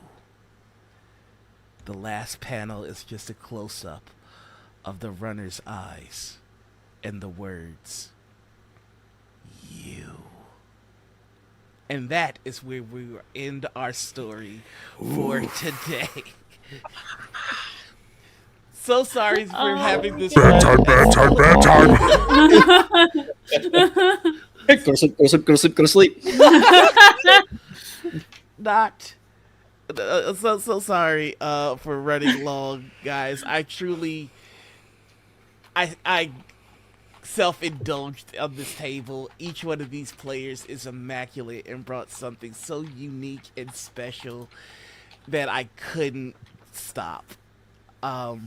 So I'm going to stop hogging up time and let's start hearing some goodbyes. Who would like to go first? I'll go. I'm unmuted. Hello. I'm LB Hackemup. You can find me at LB Hackemup on the Twitters and the Twitches. You can also the Twitters and the Instagrams. You can also find me on Hack Recklessly on Instagram or on Spotify and YouTube and Twitch. We'll be live on Friday streaming something. I don't know, the new Dead by Daylight stuff came out, so maybe I'm streaming almost every day this week. So check my Twitter for that stuff. And yeah, I'll popcorn it over to Cujo. Hello, no, I'm just kidding. Hi, everybody. I am Cujo. You can find me at Cujo Plays Games or at Crit Hit Chronicles, unless it's Twitter, in which case it's Crit Hit Chron, for as long as we have replies and likes and forwards and whatever bullshit. I roll my anyway, eyes at they're gonna get stuck. You can find me Wednesday nights over at Nerd Immersion. We are playing D&D 5th Edition. Myself and LB are in attendance. This Thursday is the finale of D Plus Ultra, our My Hero Academia themed miniseries featuring LB Hackemup and some fantastic players. I might already be working on a season 2 at some point because we may have another player who is interested. But future projects on August 15th is going to be the launch of the Tales of the Valiant. We are going with a sponsored by Kobold Press campaign. So tune in for some 5e goodness. And yeah, you know what? Maybe, why not? Also, keep an eye out for Shadows over Baldur's Gate, another fantastic campaign that will be starting relatively soon, featuring our wonderful Laura Tutu and our wonderful PJ McGaw. But in the meantime, that is me, and I'm going to give it to Laura.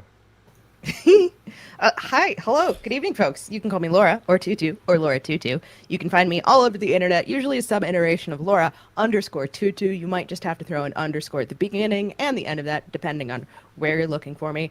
I have been your werewolf, the Harbinger. And when I'm not here being a smartass, you can find me being a smartass over with the folks at Queen's Court Games, specifically in our multi-award-winning Vampire the Masquerade Chronicle of the All Night Society, also featuring our buddy PJ here. Our season 3 interludes have just begun. First and foremost, you get to meet my dear gangrel Calamity in the mountains of West Virginia circa 1979. It's on Spotify now. As Cujo said, you'll find me on Crit Hit Chronicles starting soon TM. Other than that, you can usually find me hanging with the folks at Obsidian Brews, the all-black tabletop collective, where we tell stories for the culture. Other than that, I'm going to be doing some con things and some LARP things, so keep an eye on my socials. And, Sam, go! Hi, I'm Sam DeLevin. While today I used science for evil, you can find me other places on the internet talking to you about all the ways people in real life are using real science for good and for discovery about the world that we live in and about our entire universe. I do science communication, and we just found out that Mercury has like a miles deep layer of diamond in it. That and more is available on my YouTube channel, May Contain Science, youtube.com/@Delevely, DELEVELY. I will be back on the internet this Saturday with Noir playing Baldur's Gate once again. So if you enjoyed Noir, and you did, we all know that. Catch more Noir alongside me this Saturday on twitch.tv/Delevely, Saturday at 9 a.m. And PJ, bring it home. Hi, everyone. My name is PJ McGaw. You can find me all over the internet at PJ McGaw, Facebook, Instagram, TikTok, and Twitter. You can find me, and let's have fun. And when I'm not here with these amazing players geeking out because I'm getting like half the references, and I'm like, oh my god! You can find me on Critic Chronicles this Thursday as we have love freaking My Hero Academia D plus Ultra. I play Paul Preston. It's basically a Green Lantern ripoff, and I'm having the time of my freaking life. You can also find me and Laura, and of course Critic Chronicles and Cujo with their amazing Shadows of Baldur's Gate.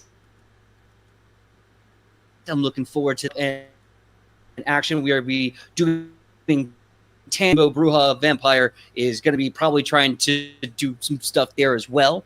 What other crazy things do I have going on? I am currently in pre-production for a stream about a book I wrote. If you like Pathfinder, if you like mechs, then check out Mech Finder, Universe of Mech and Magic when it comes out. Details as I can, as well as other book projects and other streams that I will let you know when I can tell you more about them. Until then, I hope to see you at Big Bad Con, and I hope to see you more on the internet or Mysticon.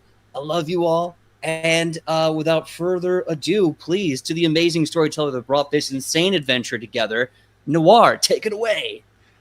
Hello, everybody. I've been your storyteller, Noir. You can find me all over the internet as The Noir Enigma. That's Twitter, Twitch, YouTube, TikTok, Instagram. It means the world to me that you stuck around and checked out the story. Noirvel 312 is a passion project of mine, and I hope to bring you many more stories like this, bringing some really good friends of mine together to meet each other for the first time and to tell kick-ass stories. Now, there's a little bit of a tradition that we have with Noirvel, where at the end of our stream we get ourselves a little bit of a stinger. And here it is. We see an older woman walking in the dark alley to see a fallen police officer with a hole in his chest. Well, I think we found them. Yeah, something doesn't feel right in the air. You're not worried, are you? Mama Bishop, you know I'm fine. But we gotta take care of our own. 'Cause this one sure as shit don't know what she's doing. Okay. Hellfighters, we don't die. And you see the silhouette of 6 individuals turn into a pack of wolves and run into the direction of the Sears Tower. And that's where we're going to end our story. Thank you for hanging out with us. Love you all so dearly. Take care of yourselves, each other, and your table. Bye.